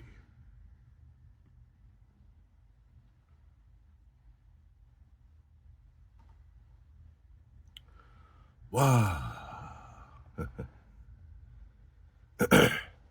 This is how, you know, this is how I look. I mean, this is what they thinking, right? Because they're like, yo, if I keep going this way, I'm going to go into the old world. I'm going to go into Asia Major, right? Then Asia Minor, right? All this anion flow. So I'm just saying, when did it become North America, right? When it's Grand Tartaria. And what's Tartaria got to do with anything? Huh? What does Grand Tartaria have to do with anything when it comes to this South America or America connection? Again, India Superior connects to, yeah, I don't see no America on this map at all, right? Fuego. Hey, shout out to the con, man. Popping off, you know, at AmericaIsTheOldWorld.com. We got the book, you know, and he does give, you know, some credit to 432 The Drop, as well as Curity Mayo and other folks he's digging on. But you know, hey, let's pop off, man. I appreciate it, man. All right. Tartary and America were once connected. Interesting.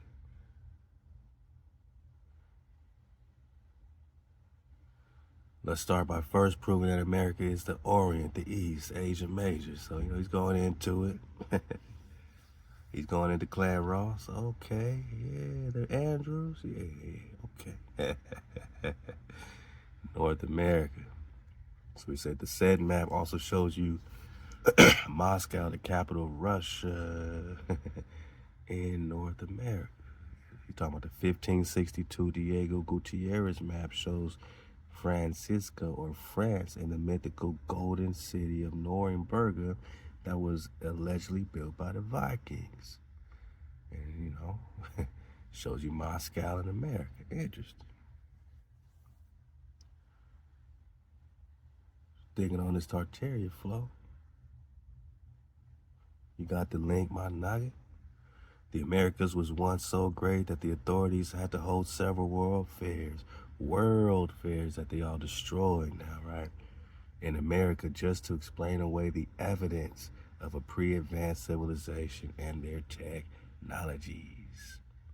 For example, the Americas had the Pan American World Fair 1876 Centennial International Exposition, the Panama, California Exposition, Tennessee Centennial Exposition, the Golden Gate International Exposition, the Chicago World Fair, the St. Louis World Fair, the New York World Fair, Jamestown. I mean, how many World Fairs do you need? You know what I'm saying? I guess you need a lot to lie and say that all this stuff was built temporarily and destroyed 6 months later. I guess you need to cover up all our architecture under your so-called World Fair banner, right?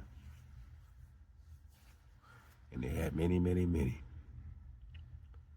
America's was not only India's superior Asian major, but also the superior Grand Tartary, Egypt, Sumer, Babylon, Jerusalem, etc. Let's go, we popping off. Tartary or Tartaria is one of the greatest civilizations, that was ever suppressed by the authorities, since this was an advanced blackamoor or, copper colored Khan civilization, right? This was a Hebrew civilization with free energy tech, right? We see all these, long poles sticking up out of the top of their domes and all this stuff. Modern tech, fabulous Gothic, Greco-Roman architecture, all right? The plateau of Tartaria is America, since America is the true old world. So, check on these books, man. Ancient Mystic Oriental Masonry by R. Swinburne Clymer. The cradle of symbolism used in all masonry is placed by many of the best authorities in that country, which is believed to be first inhabited, i.e. the plateau of Tartary, and from there transmitted to this generation by the sages of India, Persia, Ethiopia, and Egypt. We are not indebted to either ancient Egypt for either religion or masonry, but to America. So this book, Ancient Mystic Oriental Masonry, man, he's saying, man, we don't owe no debts. We are not indebted to no so-called ancient Egypt for either religion or masonry. We got all our religion and masonry from America. Ping pow. And now you got this Memphis, Egypt, right? And you got this Memphis, out here as well with these pyramids.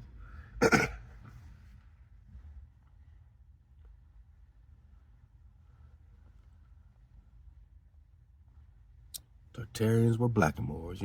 We know he got the Moabite perspective as he's, translating a lot of info that he's getting into these, from these other classrooms. We know we're getting some remakes, but we see clearly, man. So the Tartarians were the Nagas of India superior, right? These were the ancient Hebrews, ancient biblical tribes, whether we're talking Judah or we talking Moab. We were all here, right? This is ancient Shem, ancient lands of the Shemites. Their manner of levying a money tax upon the vanquished was precisely that of the Black Huns of Italy. Black Huns, we gotta get on them Huns, right? Many centuries before, and it is unnecessary to emphasize the fact that they scalped their enemies like the modern Red Indians. The Tartar features of these Black Danes are visible again and again, the word Tartar being used as it was done then as black as Tartars, man. So when they say these are descendants of the Olmec, Managa, yeah, black as Tartars was proverbial expression.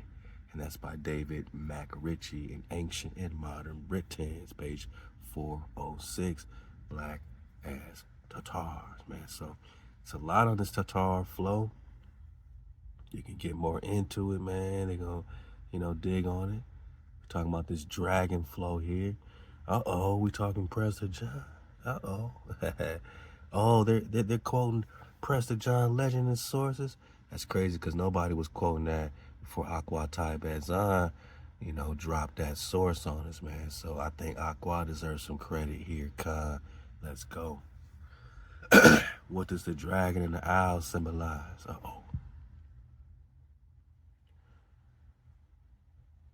So according to the book, Prester John, a legend and source is what? The Mongols are said to come from Tartar stock, huh? Well, the Mongols just means the great ones, and we're talking these blacks, right, from the Olmecs. So these great blacks, or these Kara Katai, right? The black means Kara in their Turkic, Kara, like we got before. The key is the Ka, the Kara is the Karati, right? The interesting thing about Turkey is that we know that ancient Turkey was in South Carolina. Didn't I just say the Kara? And isn't the Kara still the Carolina, which just means black in Turkey? So we have a connection here. We also have a connection to Turkey with the architecture, since we see the same Gothic Moorish architecture with the magical kingdom of Walt Disney, right? I'll be looking at these Disney joints.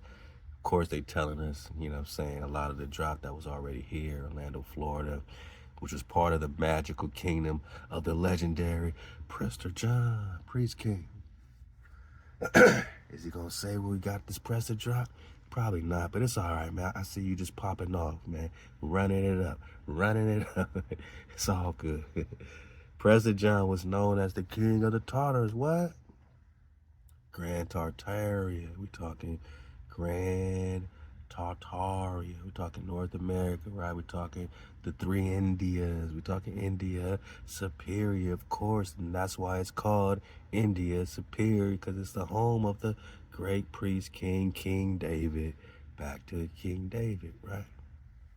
Who is priest king Prester John. Whoa. I said, whoa. So Prester John, known as the king of the Tatars,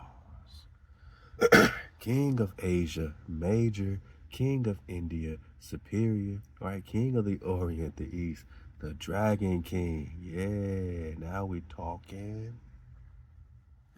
Psalms 18, right? The Dragon Emperor, and many more titles. So we have a connection here to Tartary, since the dragon was the symbol of Tartary. Didn't we just say? Even Benjamin Franklin wanted to use the green dragon as the symbol of America, because he was letting you know that America is great Tartaria. Grand Tartar. Yeah. It is on the flag of Tartary. Learn more about Prester John by reading my previous blog. Why don't you say learn more about Prester John by digging on the Prester John investigation where I got on my drop? But it's okay. It's all right. You want them just to read your blog that has more drop that you picked up from, you know, other places, man. But we got your book, so we still say buy the book, because whoever is sharing the drop, right, at least you getting the drop. We don't need no credit, but dang, come on, man. Come on, bro. Come on, brother. Come on, my Moorish brother. Don't mortify all the Prester flow. Don't mortify all the drop, man. But we're talking priest kings. Let's talk priest queens, man. Lastly, we must consider the fairyland of Walt Disneyland in California, which also has a Moorish-style castle like the castles found in Turkey. So we have a connection. Again, the ancient Turks are the Moors, which is why I keep talking Turk. But let's go. Also, the Queen of California and the Amazons was the Moorish empress, no, the Hebrew queen, right? Queen Khalifa, who was known as the Griffin Queen, Dragon Queen, right?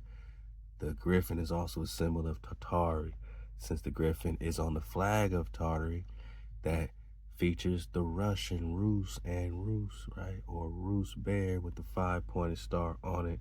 Walt Disneyland was part of Queen Khalifa's magical kingdom. Whoa, okay.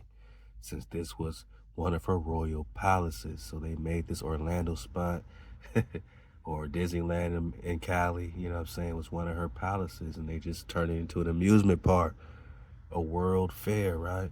Learn more about Queens of Tartary, Queen Khalifa and her magical kingdom right here. So, all right, man, so we know we got a Khalifa flow. Remember the framer shaper, right? Remember wisdom, remember Proverbs chapter 8, you know what I'm saying? So she would be in her Lilith flow, right? She would be in Big Mama image, right? And Prester John, right, would be in Pop's flow, right? You know, the image like Adam, right? The Dragon King image, right? Psalms 18, smoke out of his nostrils, fire out of his mouth. We talking Dragon King, Dragon Emperors. Let's keep talking Dracon, and let's keep talking the flag of Tartaria. Yeah. Con. So it's another part of his link. You know, I'll leave this for you. It's going to bring you into this, you know, Indian superior flow a little more. You can dig on it, man. Asian major. You know what I'm saying? A lot of the drop, if you've been surfing the wave in the 152 part series that we got, you'll see a lot of correlation. A lot of correlation. And this is the Tartary flag here. Free Phineas, man. The Green Dragon, man. The last great American dragon, man. They had him in a doggone enclosure. Started a whole stock fund, you know, called what? TD. What was it called? Templeton Dragon Fund, TDF, just to raise money for this enclosure so they can keep him locked up, man. Look up TDF, the Templeton Dragon Fund, and tell me, is it play? Matter of fact, I'm talking love to my Aqua Larissa, man. Templeton Dragon Fund. And this is what they raised, you know, popped off around the 70s. I'm not playing, man. This is what they popped off around the 70s to raise money for the dragon enclosure they had at the Fort Tryon State Park. Yeah. Look, they still trading today, TDF. I might need to buy some shares. I don't know, man. But my Naga is real. My Naga, it's real. Whew. I'm trying to tell you. I'm going to leave this search link because it did start bringing up a lot of cool maps. This is where I got reacquainted with this Grand Tartaria flow. It got some cool maps in here, so I'm going to leave that for you, man, so you can go map hunting, man. See some cool stuff. Never know what you'll find. Again, it doesn't say South America, right? It just says America. Con. Let's talk about Tartaria from some drop, man. Let's go. Don't tread on me. Don't tread on me. The Green Dragon, my Naga, used to be the symbol of America. Oh boy. Oh boy. They found so many green dragons in America, my Naga, that it was the symbol of a... You still don't believe in dragons, but you believe in dinosaurs, right? Think about the implication of having a dragon. And then you know it's game over. And if you living in that fear spell, you afraid of what they afraid of, then my Naga, you in the mind of a hijack. Get out of Hijack City, because at once upon a time, the dragon was the symbol of America, used as a standard of freedom. The Acadian Green Dragon has been a symbol of America since its founding, my Naga.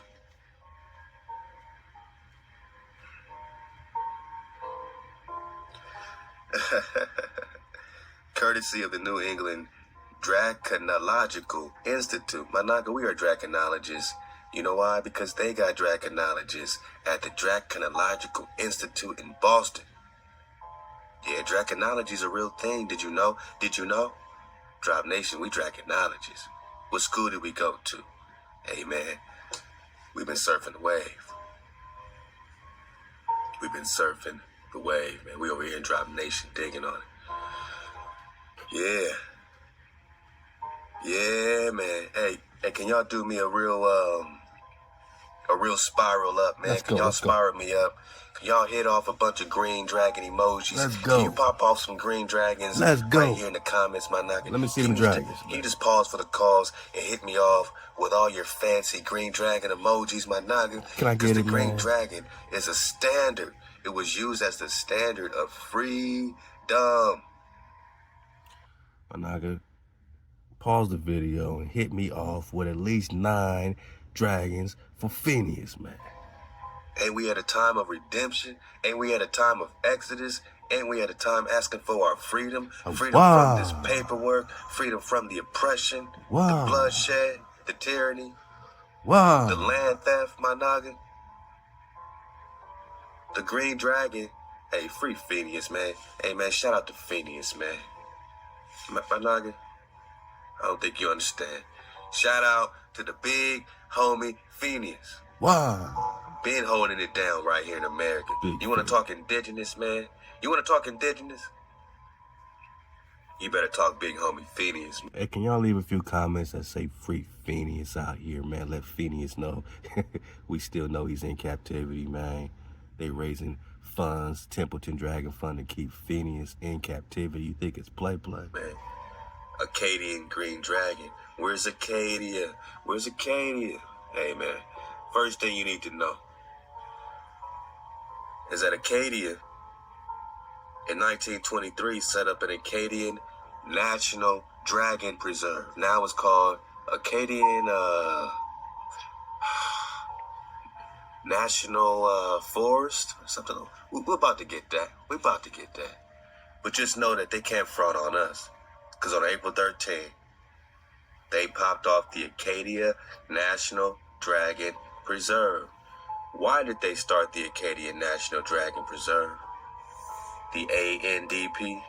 now it's just the Acadia National Park or something like that. You know what I'm saying? Acadia National Preserve or whatever.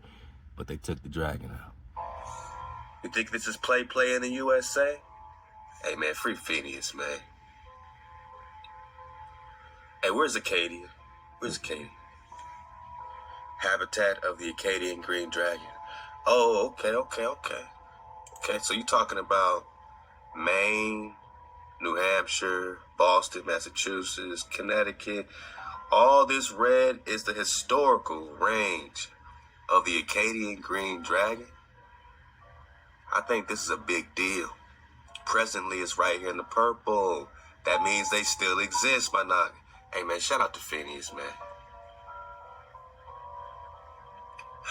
Yeah, you know Phineas. Yeah, I mean, home to Phineas, right? Fort Tryon, 1857. P.T. Barnum, you know P.T. Barnum, right? Acquired 4 Acadian Green Dragon hatchlings, which he hijacked into his museum. And then the museum burned down. I wonder how does a museum filled with dragons burn down? Maybe because there were dragons? 2 of them were killed, but the remaining were taken with P.T. Barnum, you know, the Barnum Bailey Circus. 1888, Barnum donated one of the dragons to the London Zoo. The last dragon, my naga, was donated to the New York Zoo in 1891 upon my naga, free Phineas, man. He's been in captivity for a long time, man. Free the big homie Phineas. I feel like the dragons got put in captivity at the same time we got put in captivity. And the fall of us is the fall of our dragons. And the rise of us is the rise of our Kundalini, dragon rising. Our dragon rises with us. And they went out fighting for us, fighting for the land, fighting for the treasures. They said, oh, they're gold hoarders. They're just holding the gold. Yeah, they're keeping it safe. They're keeping it from y'all. They're not... They don't just like the gold and like the treasures. These are the guardians. These are the angels. Phineas, man. He's ready to pop off, man. How about you? How about you? We do it for you, Phineas. You know why, man? You know why, man?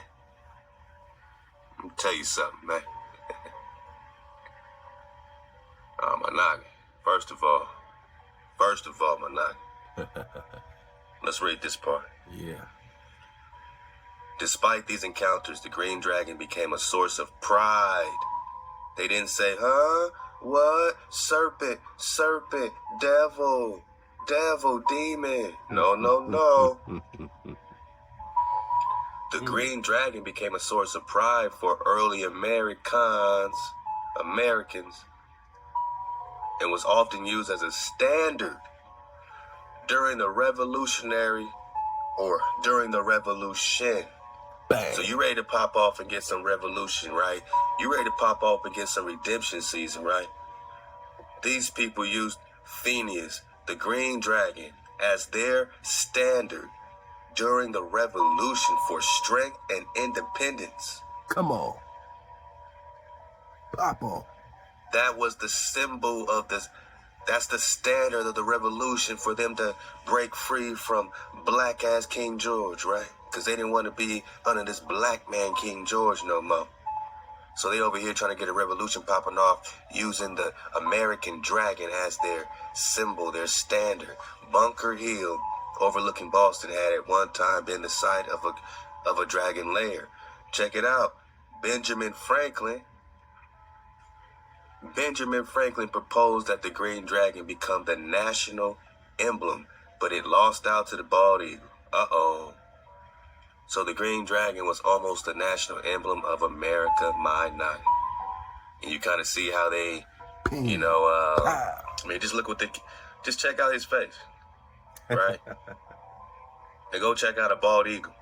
And you're going to see that they kind of, look very similar, right? So, they kind of want to slide their eagle in, but in reality, the eagle really symbolized this green dragon. Hey, can y'all pop off some green dragons for a noggin? Can you pop off some green dragon emojis for a noggin? Make a noggin feel good. Make a noggin feel like freedom around here, man. Light them up, man. And this is actually, a stencil or whatever, you know what I'm saying? Artwork, but a sketch. This is a sketch of something real, my nigga. What is it? It's the Dragon Fountain sculpture. The Augustus St. Gaudens Dragon Fountain sculpture outside the Dragon House of New York Zoo. Uh-oh. So outside the New York Zoo, you got this Dragon Fountain sculpture, and this is a sketch of it. Uh-oh, boss. At that time. Where is it now? Let's go. So we got this Green Dragon Tavern, and this was the symbol. See it up here is a sketch of the Green Dragon Tavern.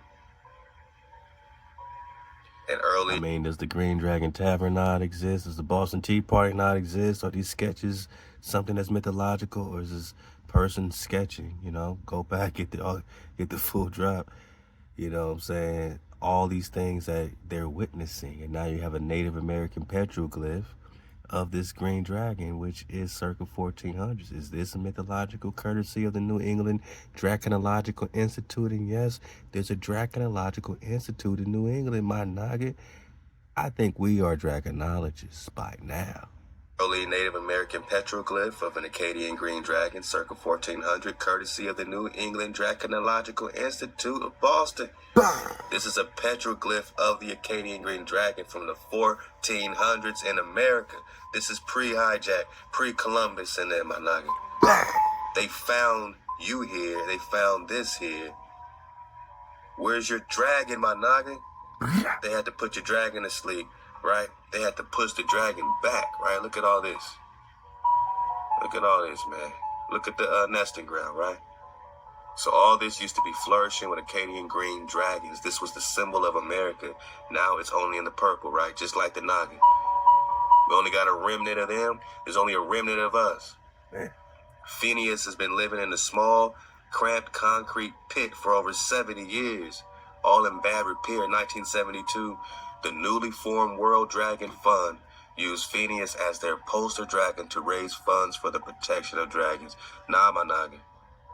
They raised funds to put him in a different cage. And World Dragon Fund became today, my naga, the Templeton Dragon Fund. Body bag for the illusion. It's the same thing. This is what they used in 1972 when they needed a new enclosure or someplace that he won't be able to break free from, man. More captivity. And the World Dragon Fund is now called the Templeton Dragon Fund. Go look it up. Let's go. Franklin Templeton Dragon Fund is the World Dragon Fund. Just like this, what they got here. Acadia National Dragon Preserve. Man, let's just keep reading. Let's keep going. Because you might think it's play, man. You might think we on some play still, huh? Still, huh, man? I feel you.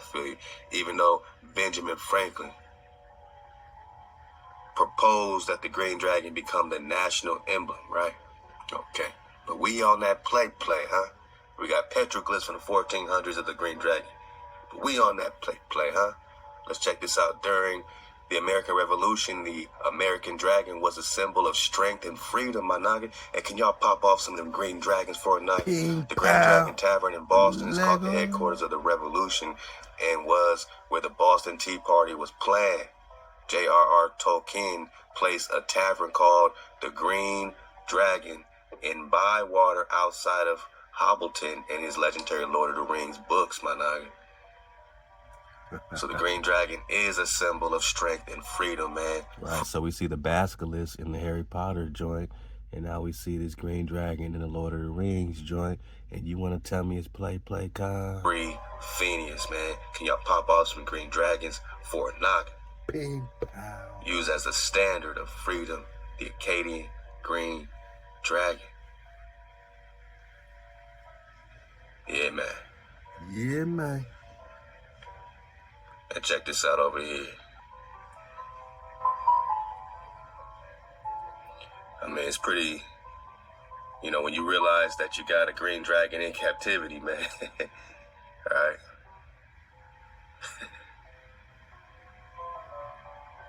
A beautiful Victoria green or dragon house was built for Phineas, and he quickly became the central attraction. By the 1960s, the New York Zoo, the Dragon House, and Phineas, who have been living in a small, cramped concrete pit for 70 years, were all in bad repair. So this dragon was over there, you know, in this cramped area, man. Man, free Phineas, man. For 70 years, my nigga.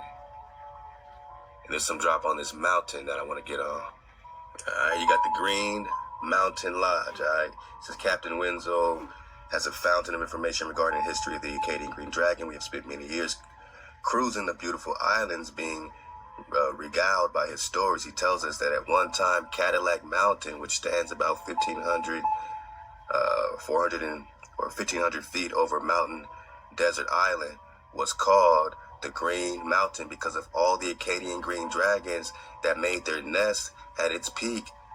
Let's go. Its summit became a popular tourist destination for Victorians to come and view the dragons. This is where they came and view the dragons, at Cadillac Mountain, my noggin. Cadillac Mountain, does it exist, my noggin?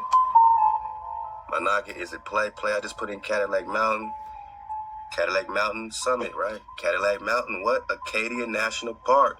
Hold up, because they said Acadia National Dragon Preserve, right? Hold up, man. Got him. Man, yeah.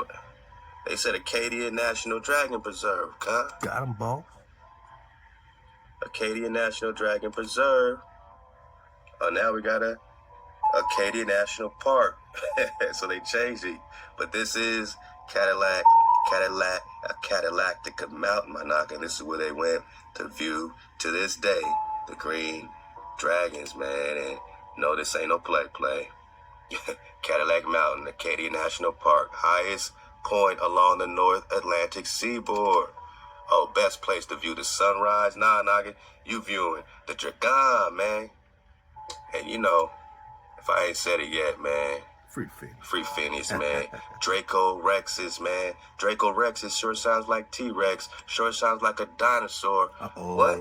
The Children's Museum has Meet the Draco Rexes Hogwarts. This is supposed to be a T-Rex, my noggin. It's supposed to be a dino, but it's a Draco Rex. I'm out of here, boss. We just said they got the basilisk, but they really got the Draco Rex's Hogwarts shit because they know it's connected with the dragon. Warship. It bears a close resemblance to a fairy tale dragon, my noggin. And all dinosaurs were called dragon prior to 1941, man. So, my naga, all dinosaurs, whether they're land dinosaurs, water dinosaurs, marine dragons, right? Fiery, flying dragons, land, you know what I'm saying? Like, all those dinosaurs are dragons, man. And all you gotta do is put some wings on a T-Rex to get a Draco Rex. Naga, I can't make this stuff up. This is Draco Rexes, and all I said is free the real Draco Rexes, my Naga. The Acadian Green Dragon, man. Halal HaWah. We're just popping off. Ooh, Kimbo Slice. That's how I feel, man. I feel like Kimbo, man. I feel like Kimbo, man. We might as well watch the whole story, man. Cause this is how we doing a hijack in our victory lap, man. I feel like Kimbo. Hey, I feel supernatural, man. Shout out to Natural by Law, man. I feel like getting my Qigong on, man. Hey, this is a cool little energy flow as we make our dismount with the energy, frequency, vibration. Let's start talking dragon, right? Because you got that fire. What are they afraid of? What's Rex 84 about? Why do they say these Nagas gonna take over, right? Why are they so afraid of you? Right? What is in your key, right? Let's go, man.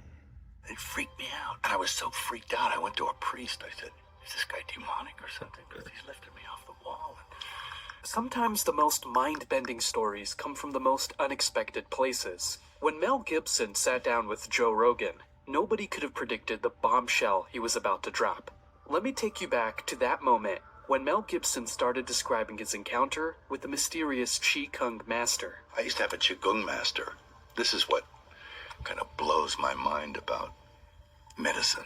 Qigong, system of coordinated body posture, movement, breathing, meditation, said to be useful for the purpose of health, spirituality, martial arts training, with roots in Chinese medicine.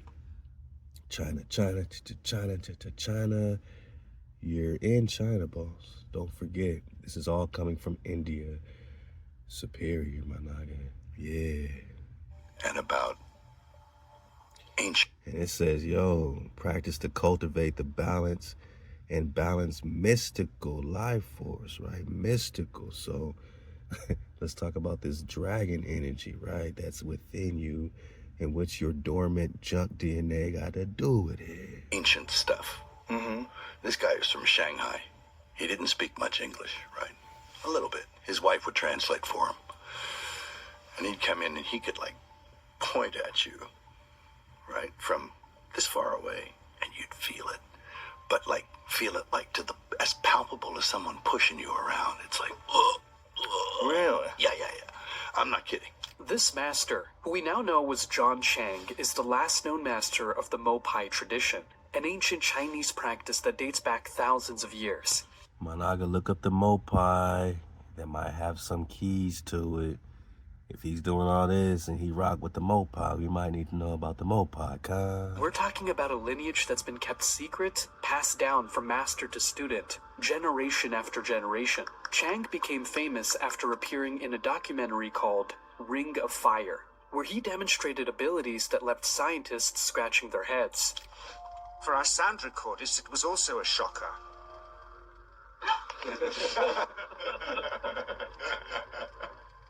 Dr. Roger doesn't know what to expect.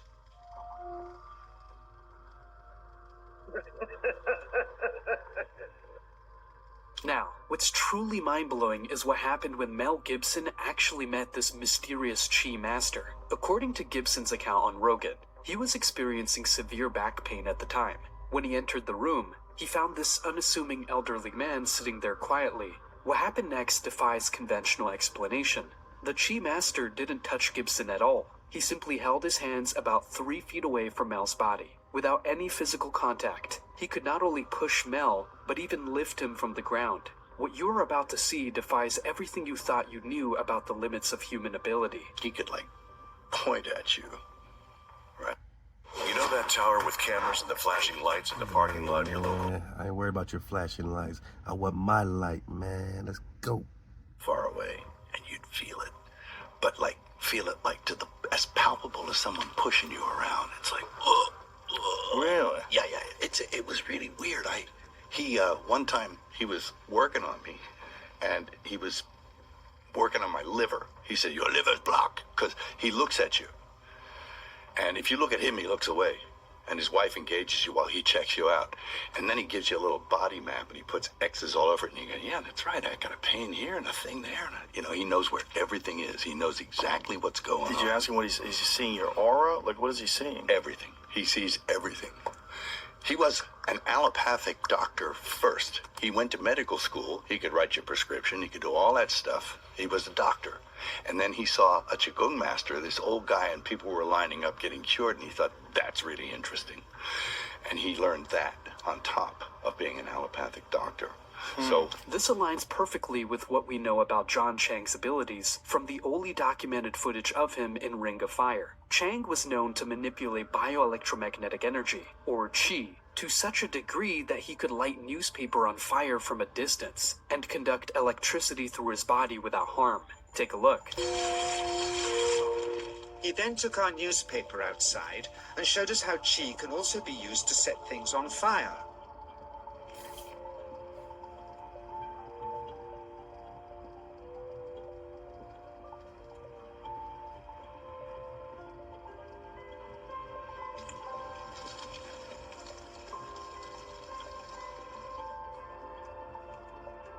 When he heard we'd shown this footage in public, he was very upset and refused all our future efforts to contact him again.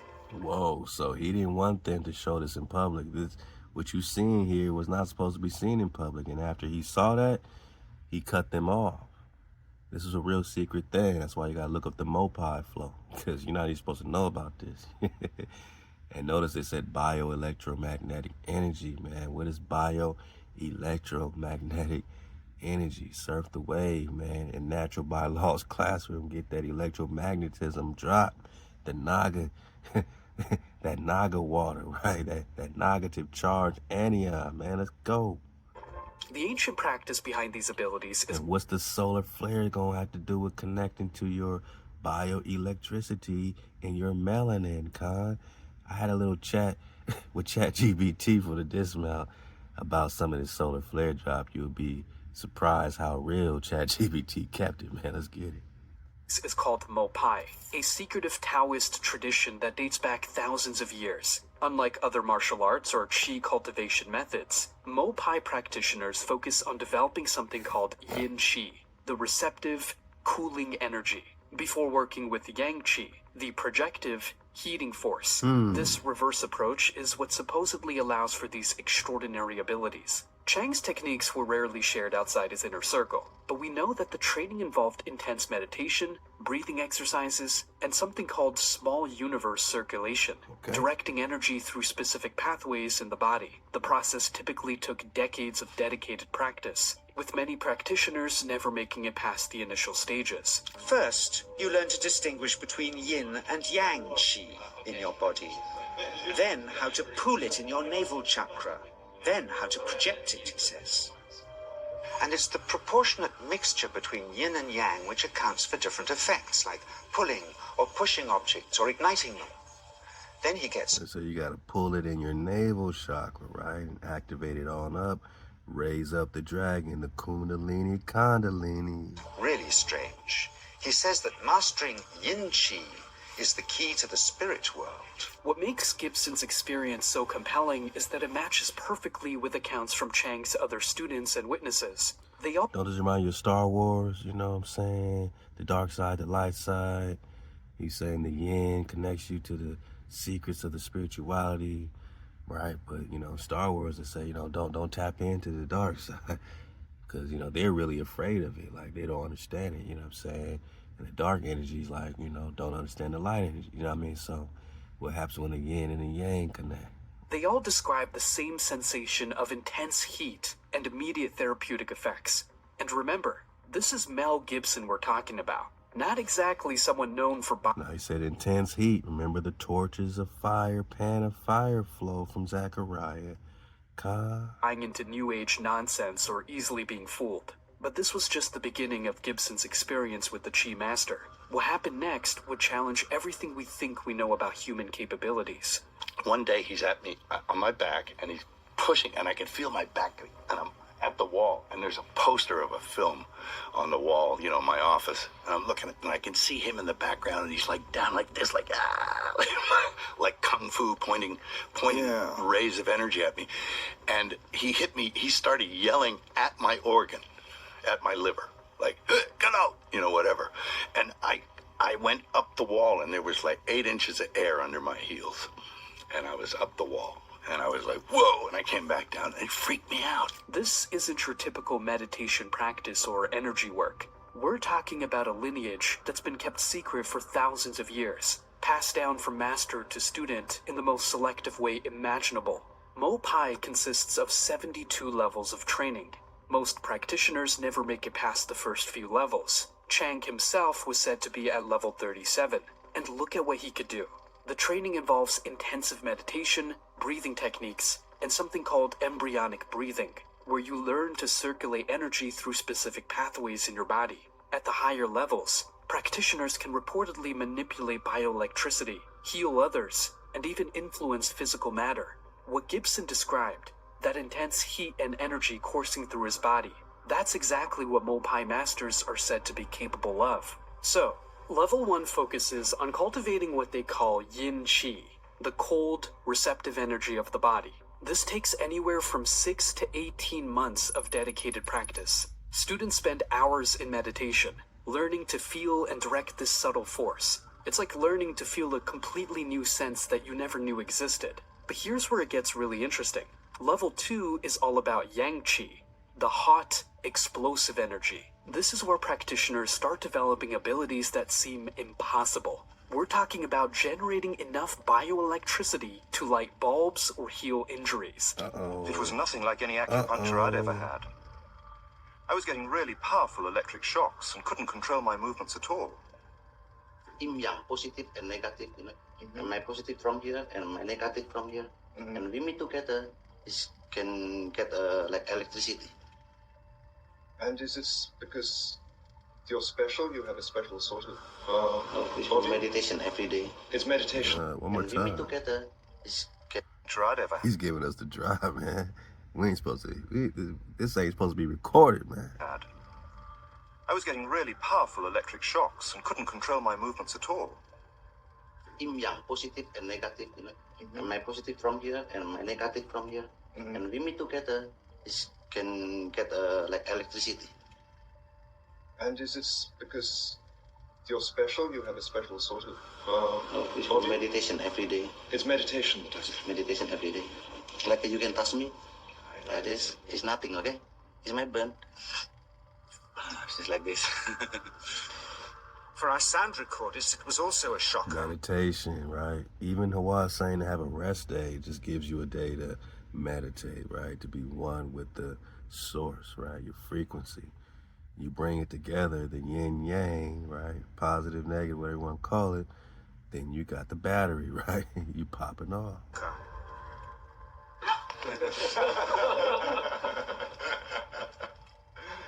Dr. Roger doesn't know what to expect. I'm done spending an obscene amount of money on takeout every done. I don't want to hear about no other factor but this energy, frequency, and vibration.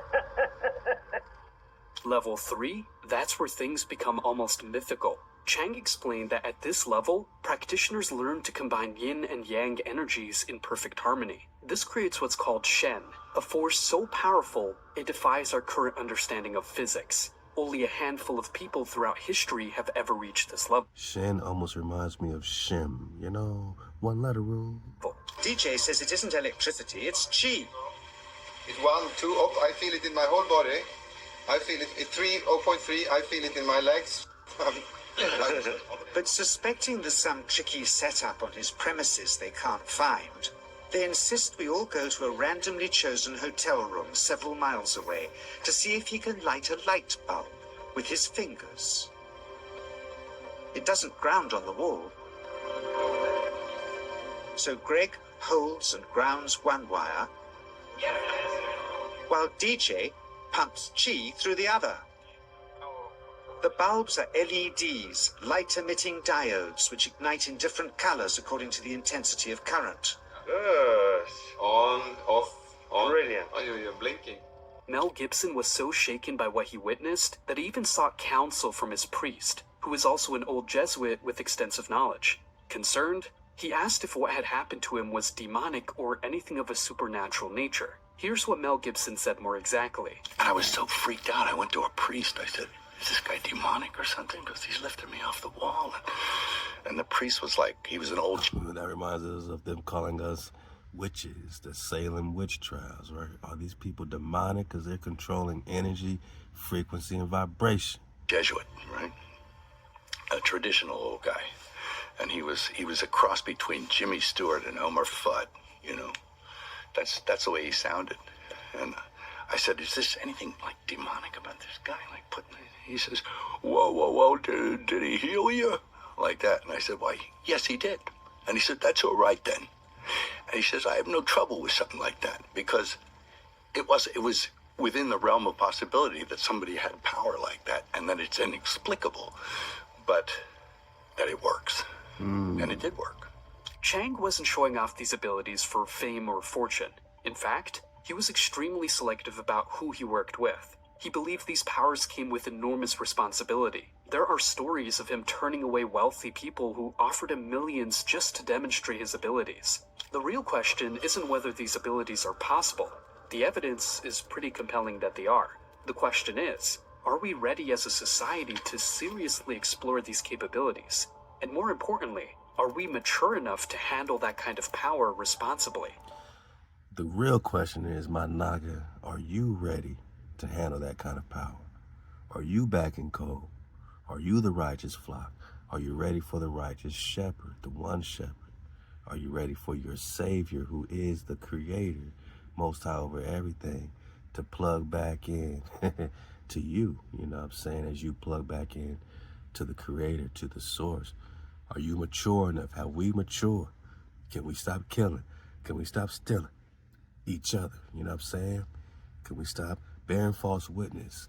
Can we stop committing adultery, right? Can we stop dishonoring our framer and our shaper? Can we stop doing these things? Can we stop being covetous and jealous in our heart bone? Can we handle this kind of power?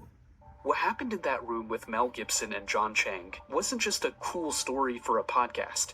It was a wake-up call, a reminder that we're just scratching the surface of human potential. And maybe, just maybe, those ancient traditions weren't so primitive after all. Let me know in the comments what you think about all this. Have you ever... Hey, man, surf the wave, right? You know, y'all dig on this. I'm just putting in some Google searches on the yin and the yang and the ki and the whole Taoist flow. Difference between the ki kong and the ni kong, ne kong, ki kong activates the yang energy. Ni kong activates the yin yang. I mean, however you gotta get it. Whether you talk Tai Chi or you talk Mo Pai. I had to order this book, man. Only a few bucks, man. Ancient Training of the Immortals, this Mo Pai flow, man.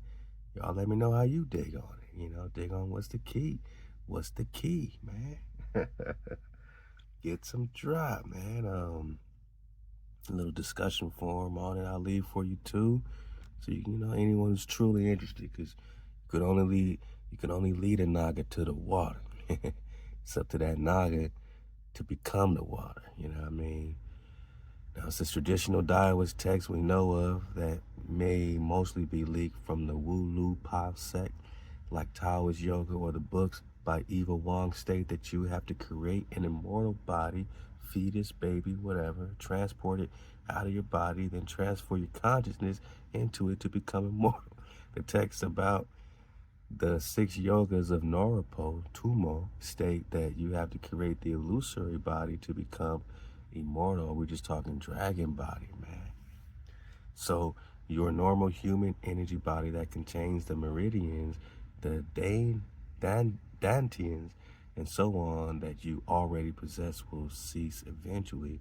So why does John Chang, right? We're talking about the same person, John Chang, state that simply condensing enough yang chi to a ball in your dantian is enough to make you immortal, man. My Nagas, yeah. You're not the generation that's supposed to die, right? You're the generation of the righteous flock, right? immortal, and preserving your personality after death, what should mean that your normal energy body will last forever with this Duracell. Did we just say battery, man? Yin yang. So simply not running out of juice is already enough. And when they talk Dantian, Manaya, you know, just digging on it. When they talk Dantian,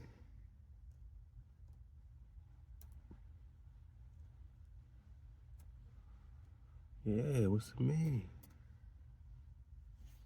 Chinese medical concept that refers to an energy center in the body, also known as the elixir, man. The sea of ki. We found the elixir, man, or the fountain of youth, my naga. The fountain is the sea of ki. Ooh. The sea of Dawi. The salt, right? The salt, right? The energy, the conductor, the electromagnetic life force energy. How is that not referring to the Dragon, right? The renewing force, right? Wow. Wow. Let's go, man. We on to something, man. I'm gonna leave this Muay Thai drop. You dig on it some more. You dig on it some more. Right? Qigong, right? Traditional Chinese practice involves physical movements, breathing, meditation to improve health and well-being. Dig on the Qigong flow. It's gonna help you with the meditation aspect, and bring that in. Bring the Qigong into the Muay Thai, Manaka, and pop off. They like to do things, you know, very similar with these numbers we've been digging on. These 9s and 18s and 36s they do. This is rubbing the abdomen, the abs exercise, also called the method of curing diseases and prolonging life. It's a common technique used for health preservation among Chinese and has been widely practiced since the Qing dynasty. I'm gonna leave it for you, man, so you got some Qigong, drop on the stomach, man, because he said you got to bring it all into here, into the navel, right? So you might want to know what's going on in the Guan Yuan. And the Yuan is the John. Ain't that crazy? Who is Prester John? And what's it got to do with the fountain of youth? We're talking immortality. It's crazy. Rubbing the navel. Here it says upper abdomen between the joint and the ribs and navel clockwise. So you got to rub it 36 times clockwise.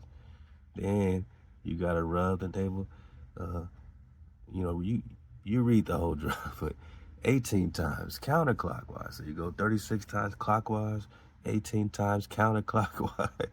Then you can massage it another 18 times. You see the 9, right? The 3 plus 6, the 1 plus 8, right? Then over here it says, where we get the 9?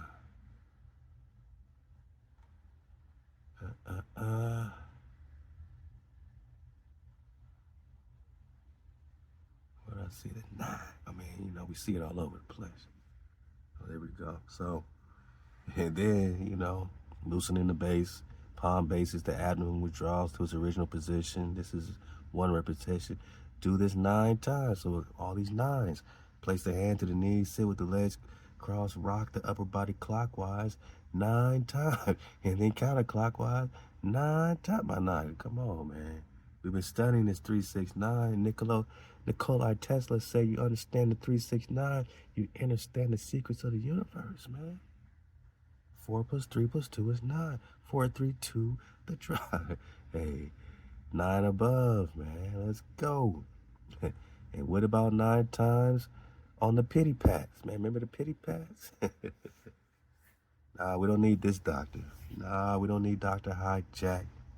We got the fusion. We got the cons that are no longer confused. Hey, check this out, man. Qigong movement. Now here I'm going to show you. So you clap your hands 9 times. 1, 2, 3, 4, 5, 6, 7, 8, 9. Okay. And then use your right hand to cup the elbow, this part, 9 times. 1, 2, 3, 4, 5, 6, 7, 8, 9. And do the right arm. 1, 2, 3, 4, 5, 6, 7, 8, 9. And the right hand to cup the arm peak of your left arm 9 times by putting your hand behind your head. 1, 2, 3, 4, 5, 6, 7, 8, 9. Come. To the right side. 1, 2, 3, 4. I'm not gonna try it, man. What you got to lose? Let's go. Times. Total together 9 times. Make sure you cup, right? You don't use your flat palm to hit Cup that hook. When you cup, you use the vibration to go deeper into the tissues. Use the vibration to help to open up the channels. In our hand, we have 4 energy channels, meridians, connecting directly to the heart. They're all in the hands. That's why cupping the hands, cupping these areas, it can help to enhance the circulation of the heart. If you don't have any heart problems, by doing so, it can help to prevent Let's go. any heart disease. Proactive. If you do have challenges with your heart, by doing it, it is very helpful. 9 times. Just recently, I have one lady friend said, she has an irregular heartbeat. By doing this movement for 7 days, 2 times a day, and that problem disappeared. The best Man, 7 days is 1 strong, right? They say weak, we say strong. So just let's take the challenge, man. Right after Shabbat, for 7 days, everybody hit this up at least twice a day. Pop off, man. We got everything to win together, Managi, and they're all in the flow of the 9. And you add up all the numbers, 1, 2, 3, 4, 5, 6, 7, 8, 9, you get 45. 4 plus 5 is 9. So all the numbers add up to 9. 9 is the great divine, right? You would say that 9 is really symbolic of the creator force because it has all the numbers encompassed in it. It's very interesting. And 9 also represents the spiral, the portal, the vortex, and the spiral is also the twisting serpent. The dragon is the 9. The 9 is the dragon. It's time to do this movement is at noon between. Okay, so we're going to pop off whatever your time is, 11 a.m. to 1 p.m. You know, in between that, whenever you can, just pop this off 1 time and then do it again. I guess in the middle of the day. 11 to 1 o'clock. Other than that, you can do it anytime. All right, so you got the best time. You can also do it before you go to sleep and pop off. So enjoy it. If you like what I share with you, please share with your friends. Dawada. And don't forget. Dawada to Shehan Wana Sorula. Y'all got the drop, man. I'm enjoying this flow, man. We here, man. You know what I'm saying? We made it, my nugget. We made it, man. And what does all this got to do with the solar flare? This is real footage of our sun ejecting billions of tons of material into space. Belly flop. Is that fair use. Shout out to science. Simplified for all. I'm belly flopping right here, but y'all got the whole drop. Let's talk solar flares. When a solar flare occurs, it releases a massive amount of X-rays. However, these X-rays never penetrate Earth's atmosphere and therefore cannot reach us directly. Instead, the charged particles and intense magnetic fields associated with solar flares have a more significant impact on Earth. These Science Drop 101 can lead to what is known as geomagnetic storms. We know that Earth has its own magnetic field, which serves as the first line of defense against charged particles from the solar wind. This magnetic field acts as Earth's primary shield, deflecting most of the charged particles. A disturbance in this magnetic field caused by solar activity is what we refer to as a geomagnetic storm. The second line of defense is Earth's atmosphere, which blocks charged particles that manage to get past the magnetic field. Here is a visualization of Earth's magnetic field. The sun is located in this direction. If you observe closely, you will notice that the magnetic field's shape differs between the side facing the sun and the side facing away. This difference is caused by the continuous flow of solar wind, even under normal conditions. The charged particles in the solar wind exert a magnetic pressure, compressing Earth's magnetic field on the sun-facing side. Meanwhile, on the opposite side, the field stretches outward and remains less compressed. Under normal circumstances, charged particles in the solar wind cannot directly penetrate Earth's magnetic field. Instead, they are deflected to the sides. When these deflected particles reach Earth's polar regions, they align with the magnetic field lines. At this point, a small fraction of the particles can follow the field lines into Earth's atmosphere. As these particles interact with the gases in the atmosphere, they produce the beautiful light displays known as auroras. The different colors of auroras are caused by interactions with various gases in the atmosphere at different altitudes. Now imagine a powerful solar flare, significantly increasing the intensity of the solar wind directed toward Earth. In such a scenario, Earth's magnetic field would become highly compressed on the sun-facing side. This compression would allow the charged particles to approach Earth's atmosphere much more closely. Some particles might even enter the atmosphere before reaching the polar regions. Such events can lead to a wide range of effects. The first effect is power grid failures. Changes in Earth's magnetic field and disruptions in the ionosphere caused by charged particles can induce... So we're talking about the effects, and these effects are real, right? So what does it affect? What effects does it have on us, right? What effects does it have on us melanin? And what's it got to do with torches of fire, right? What's it got to do with Zechariah, right? Chapter 12. What's it got to do with the pan of fire and torches of fire, right? That's popping off where you're going to devour all hijacks. What's it got to do with the fire? We're talking solar flares, man. Can induce huge currents in long-distance power cables. This can overload power grids and cause widespread outages. Second effect is radio communication disruption. Shortwave radio communication relies heavily on the ionosphere in Earth's atmosphere. Charged particles from the sun can disturb the ionosphere, leading to interruptions in radio communication. Third effect is auroras.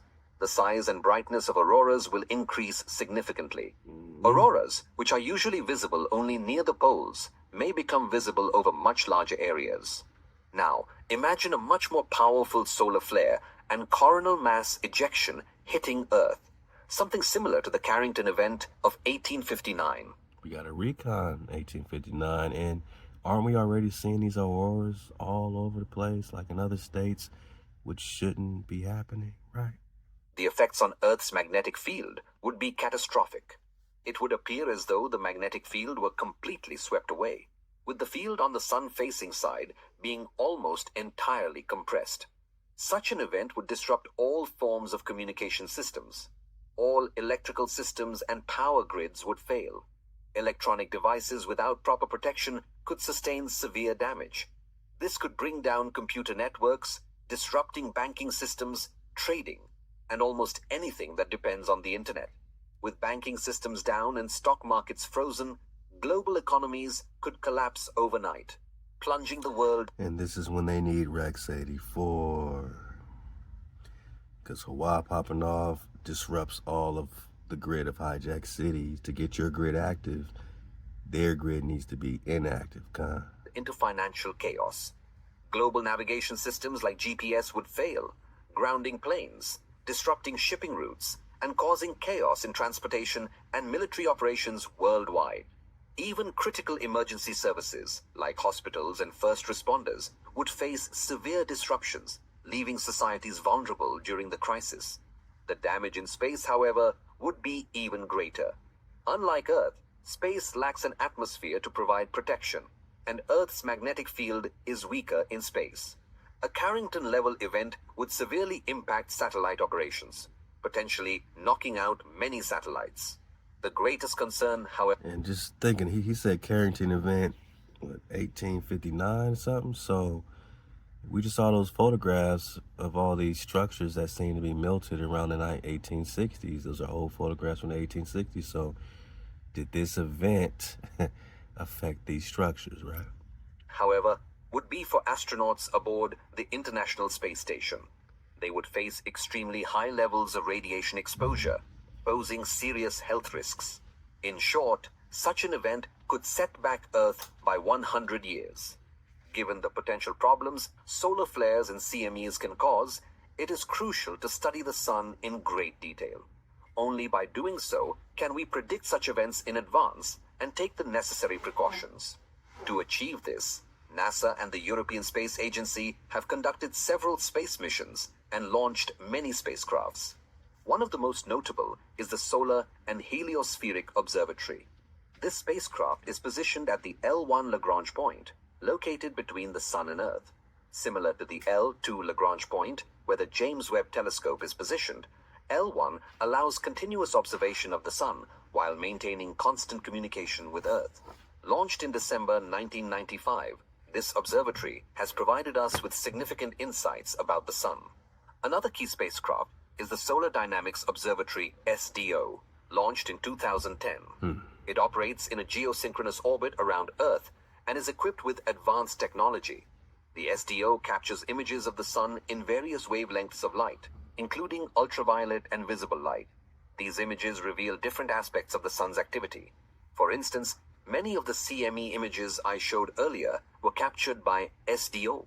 Besides SOHO and SDO, many other spacecrafts have been launched to study the Sun. Through decades of observations, we have learned several key things about the Sun.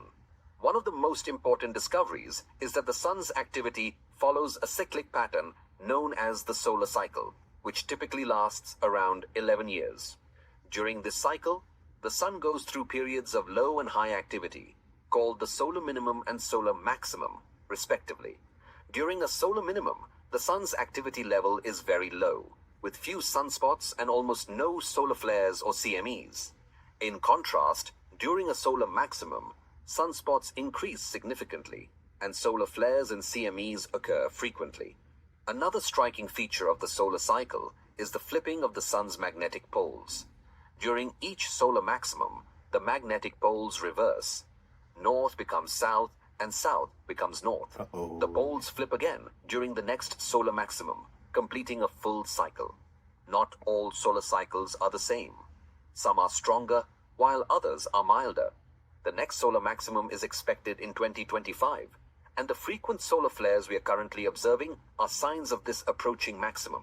However, scientists have noted cycle. Not all solar cycles are the same. They always talk about these poles shifting on the Earth, but really it has to do with this sun flow. And when's the next large one? Some are stronger, while others are milder. The next solar maximum is expected in 2025, and the frequent solar flares we are currently observing are boss. signs of this 2 + 2 + 5 is 9. Is divine. Approaching maximum. However, scientists have noted something unusual about this cycle. It is showing intense solar flares earlier than usual. This is why scientists are especially concerned. To study how the solar cycle affects the solar system as a whole, a dedicated field of physics called space weather has emerged. This field involves satellites and observatories specifically designed to monitor solar activity. When a solar flare occurs, the additional radiation reaches Earth first, followed by the energetic particles hours or even a day later. This time gap allows for early warnings, enabling us to prepare and reduce the potential impact of a strong solar flare. While the likelihood of an extreme solar flare being directly aimed at Earth is relatively low, the risks cannot be ignored. Scientists and monitoring systems are working tirelessly to track solar activity and issue... Man, they watching this because they know that this is what they gotta watch. They got all these resources watching these flares, right? These radiation peaks, right? Because they know what's going to happen when it peaks. And you know what's going to happen to the children of Israel. They going to be like pans of fire. Oh, boy. They going to be like a torch of fire. Ain't there TV shows about you getting your special powers back, activating your codes again? They're telling you right in your face bone what's about to pop off, man. I can't make this up in 2025, Con. We just coming off the year of the dragon, man. Issue warnings well in advance. By staying vigilant and prepared, we can significantly reduce the potential consequences of such events and navigate the solar maximum as safely as possible. Y'all want to be safe. We want to pop off. That's crazy. And it's funny, man, when you put this in Google, this is what they give you, man. You know, solar flares, 2025 DNA activation, dormant, jump, or jump or junk DNA. Let's put junk. Same thing. Ah, man. Oh, what would happen if we unlocked our dormant? Okay. DNA superpower and traceable. Oh, we got some TikTok stuff, but they don't give you much, man. You go into Yandex. Even with the jump DNA, because we talking about jumping our frequencies, they're going to take you right into some stuff. Important message the star sees. It's going to be biblical. The great solar flash, blackout confirmed, solar flares intensify, transform our DNA. I mean, this is what I'm saying. Google's hiding a lot of drop. I mean, it's the same thing. Even if we put junk, you know, they're going to pop off even more. Junk DNA. Black people are God. Right in your face. Right in your face, man. We talking that melanins, man. We talking melanin. So I'm going to leave both searches for you. I clicked on this one. This Great Awakening.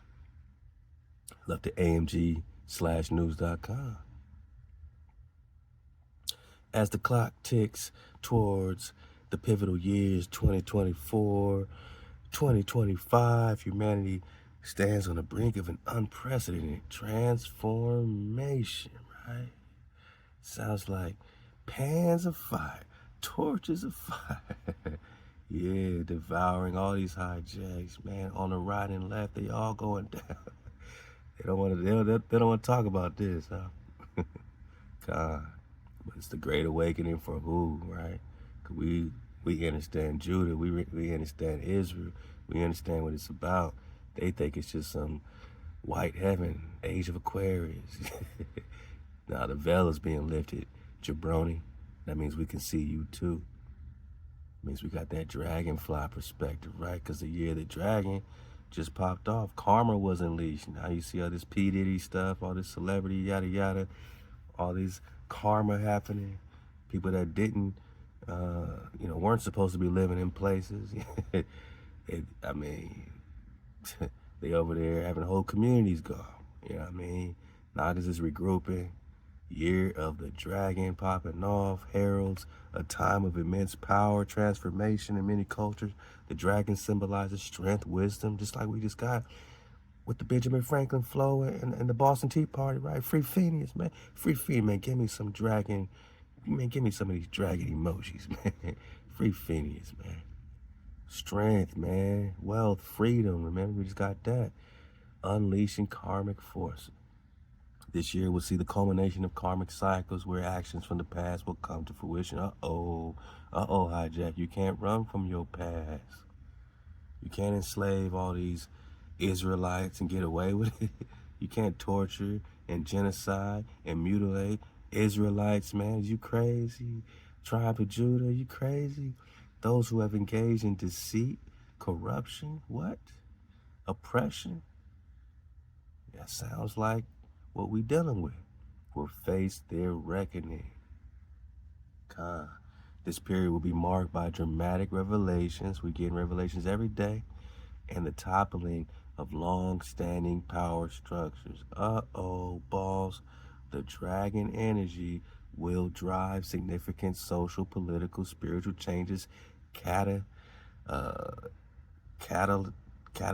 what is it? I can't do this right. Let me read you. Catalyzing, all right, the Great Awakening. So it's popping off the Great Awakening. All right, I got you, man. So now we got the Great Solar Flash 2025. The Great Solar Flash is an anticipated astronomical event involving a massive burst of solar energy that will profoundly affect the Earth. This event is predicted to trigger a significant shift in human conscious, Naga conscious, right? Activating dormant DNA, junk DNA, huh? How much of the DNA they say is junk? How much of your DNA, oh, come on. How much of your DNA do they say is junk? Approximately 98% of human DNA is considered junk DNA. Is you crazy? So only 2% is codable for y'all. The rest, you can't even code it.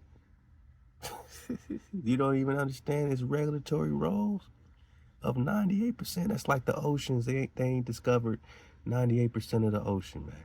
They ain't discovered 98% of you if they're calling it junk, right? Who would call you junk? They're not calling them junk. They're calling you junk, man. They're calling us junk, right? But, oh, we on their ass, man. We on their ass. Mr. Postman. Because you can't be delivered out of this, man. You don't got our creator. You don't have our creator. So the active dormant DNA don't apply to y'all. Facilitating a collective this spirituality, we're talking tribal Israel, don't apply to y'all. Nah, we popping off like pans of fire. Like a torch of fire. That shall devour y'all, because you are the peoples being devoured on the right hand and the left. Torch of fire. We're talking solar flares. It's gonna be biblical, boss. It's gonna be biblical. 2025. 2 + 2 + 5 is 9. Oh man. Great solar flash. Age of Aquarius. Karmic year of the dragon. Catalytic. Great solar flash, man. Yeah, buddy. Yeah, man. Dragon energy. Free Phineas, man. Free Phineas. They try to hold him down, and with the Temperature Dragon Fund, they try to hold him down, you know. They don't want him to fly, but we talking dragon energy. They can't keep him in captivity no more. You gonna have to free a Naga. You gonna have to free Phineas. Yeah. 98% junk, huh? Is that what y'all saying? Is that what y'all saying? Hey, for the dismount, chat GPT, or is we chatting? I put in the same thing I put in Google. Solar flares 2025, DNA activation, dormant, jump, DNA, superpower, African American black people. Could our dormant DNA, junk DNA, be activated by a solar flare? What are we talking about? For the dismount. Come on. The idea that solar flares could activate dormant or so-called junk DNA, unlocking hidden abilities or superpowers, is a concept that blends science, metaphysics, and spiritual traditions. It doesn't say it's impossible, right? While mainstream science does not currently support this idea, of course, in a literal sense, let's break down the different aspects of this discussion, because we don't need no mainstream when we got the water. Number one, solar flares and their effects on the human body. Solar flares are intense bursts of radiation and charged particles from the sun. When they interact with the Earth's magnetosphere, they cause geometric storms affecting satellites, right? We just got this, communication systems, and even human biology through electromagnetic exposure. Some people report heightened sensitivity, mood shifts, and even increased intuition during periods of high solar activity, but there is no widely accepted scientific proof of a direct link to DNA changes. But let's read, because there's more. The concept of junk DNA, the term junk DNA refers to the 98% of human genome that does not code. They don't got the code for proteins. However, modern genetics is revealing that these non-coding regions are not useless. They are not useless. They are not useless. They are not junk. They play roles in gene regulations. This is what modern genetics is coming. They play roles. Which roles? In gene regulation, evolution. We're talking about evolving, transformation, right? Evolution, and possibly even consciousness, So this thing they call junk plays a role in consciousness, and evolution, man. Regulation of what? Keep the code. Some spiritual and esoteric traditions suggest that this dormant DNA holds untapped potential. waiting to be activated. DNA activation and frequency science, many ancient cultures and modern metaphysical theories propose that human DNA can be influenced by frequencies. Listen up, because ChatGPT got the drop. Solar flares, right? Solar flares, right? Yeah. It's not useless junk DNA when it comes to solar flares. Why?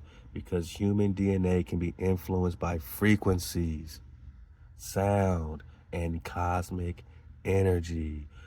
Say it with me, Con. Body bag for the illusion, Con. Shabbat Shalom. Shabbat Shalom, man. Some researchers and spiritual teachers suggest that solar activity, especially high frequency light codes, love to feel Valentine. He says we in a light code frequency lockdown, but we about to be unlocked because it could trigger latent genetic sequences, potentially enhancing intuition, physical ability or psychic abilities, and even physiological capabilities, man. That's saying, man, you might damn near turn into a dang torch of fire on these hijacks, man. Physiological capabilities, psychic abilities, right? Epigenetics and environmental influence. Science does acknowledge that environmental factors like diet, stress, and electromagnetic exposure can influence DNA expression. So they can't write it off if science acknowledges that these environmental factors such as magnetism can influence DNA expression, man. Turning genes on and off. This is a body bag, huh? Because science even acknowledges that these environmental factors and electromagnetism can influence turning your DNA, including junk DNA, on and off through a process known as epigenetics, recon, bioelectricity, and DNA resonance. Some French scientists propose that electromagnetic fields could play a role in DNA modulation,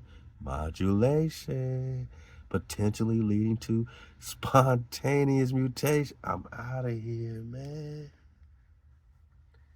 ChatGPT AI didn't say it's not possible. It says, look, man, even science understands that your environmental factors such as electromagnetism can cause this spontaneous mutation in your DNA and activate your ass spontaneously, man. Accelerated evolution. Have you heard of accelerated evolution? Well, what's it got to do with the solar flare? Black people, so-called, right? Melanated people, solar energy connection. There's a long-standing idea, particularly in African and indigenous knowledge systems, that melanated, right? Melanated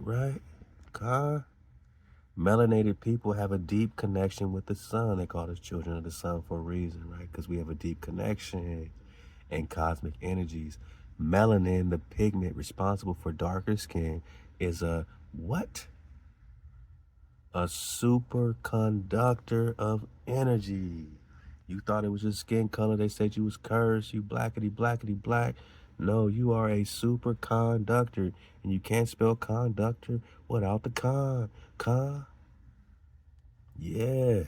Melanin is a superconductor of energy, absorbing light like the solar flare, radiation in unique ways. What? So this solar flare is going to affect you with your melanin in a very unique way. Then people without it, this is what they're afraid of. This is why they say you are gods, right? You are the image of HaWah, right? Let's go. Some people or some believe that solar flares could interact with melanin on a profound level, possibly enhancing bioelectric activity in the body. And remember, this bioelectricity holds all the keys. This bioelectricity holds all the keys, even with the Qi Gong flow that we were just talking about, the Qi power and, you know what I'm saying, the yin yang, all that bioelectricity That's what we were just talking about. But the solar flares interacting with your melanin is going to give you spontaneous mutation or accelerated evolution on a profound level. I'm talking melanin,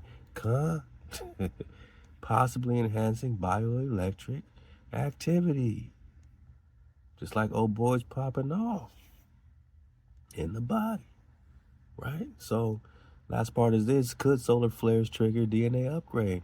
While mainstream science does not confirm the idea that solar flares will suddenly unlock dormant DNA, like cold frequency lockdown, but we're getting unlocked and give people superpowers. Some metaphysical perspectives suggest that solar activity could accelerate consciousness expansion and genetic shifts over generations, or suddenly spontaneous mutations, right?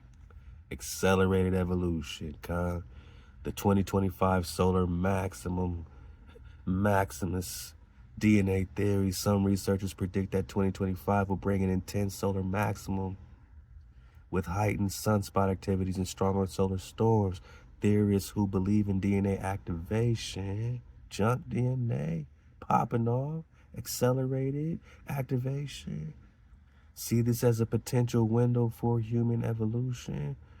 I see it as a window for Nagas to be like a torch of fire amongst the sheaves, right? As the influx of cosmic energy might catalyze or pop off transformations.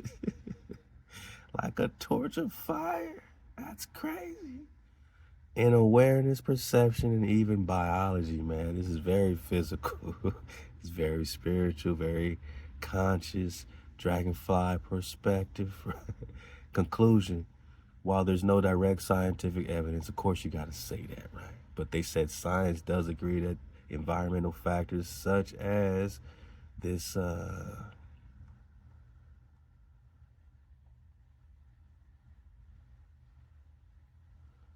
they say it. Oh, science does acknowledge that environmental factors like diet, right? So get on your diet, relax, right? Take your Shabbat, get off the stress, keep the cold, meditate, and pop off with your electromagnetism, bioelectricity, so you can turn your junk DNA genes back on. We're talking epigenetics, science drop 101. So back to the conclusion for the dismount, my Nagas. While there's no direct scientific evidence that solar flares will immediately activate dormant DNA and grant superpowers, the intersection, remember Mama said she's standing where the paths meet, the intersection of electromagnetic fields. We're talking dragon lines, we're talking ley lines in your body and the earth body. The intersection where X marks the spot, we're talking the Hebrew Tau, right? Two cross sticks coming back together, Ezekiel 37 for the dismount, right? The intersection of electromagnetic fields, human bioelectricity, and genetic expression remains an area of great mystery, so they don't know. The intersection like the yin and the yang, we're talking bioelectricity, waking up your dormant flow is a great mystery. The dragon is a substance of unknown origin in alchemy. It's a great mystery. The Kundalini rising is a great mystery. If anything, this discussion highlights the possibility that cosmic forces may influence human evolution in ways science has yet to fully understand. Would you like me to get more specific? Hey, I think we will, man. When we come back to this drop, man. We might do a part 2, solar flares, man. Who is your savior, man? Who is your savior, man? HaWah is our savior. You know, the chiefs of HaWah say in their heart, the inhabitants of Jerusalem are my strength. Though HaWah of hosts, through HaWah of hosts, their power. Who is your savior, man?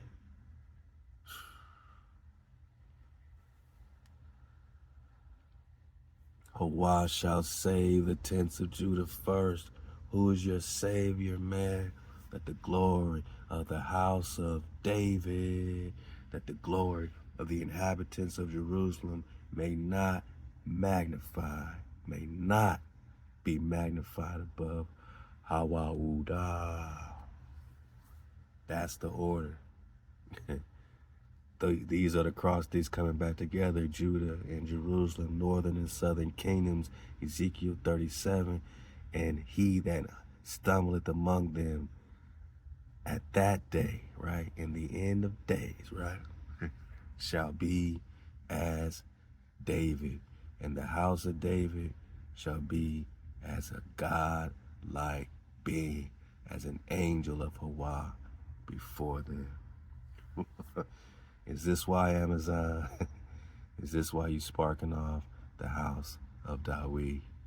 Ahab to my cons, man. I appreciate y'all for surfing away with a con. I'll be up in here digging on this house of David flow, because it's very important that we know who our Savior is, that HaWah will save the tents of Judah first. Wakey, cons. Solar flares coming. DNA activation is coming. No more dormant DNA. No more junk, man. We popping off in India superior, or like they say, great Tartaria. Halal HaWah. Dawada, my cons, with surfing the wave. 9 above the barrier with a naga. Where we can see clearly, man. Get our energy right. Get our frequency together. And stay up. Suit up. Choose up.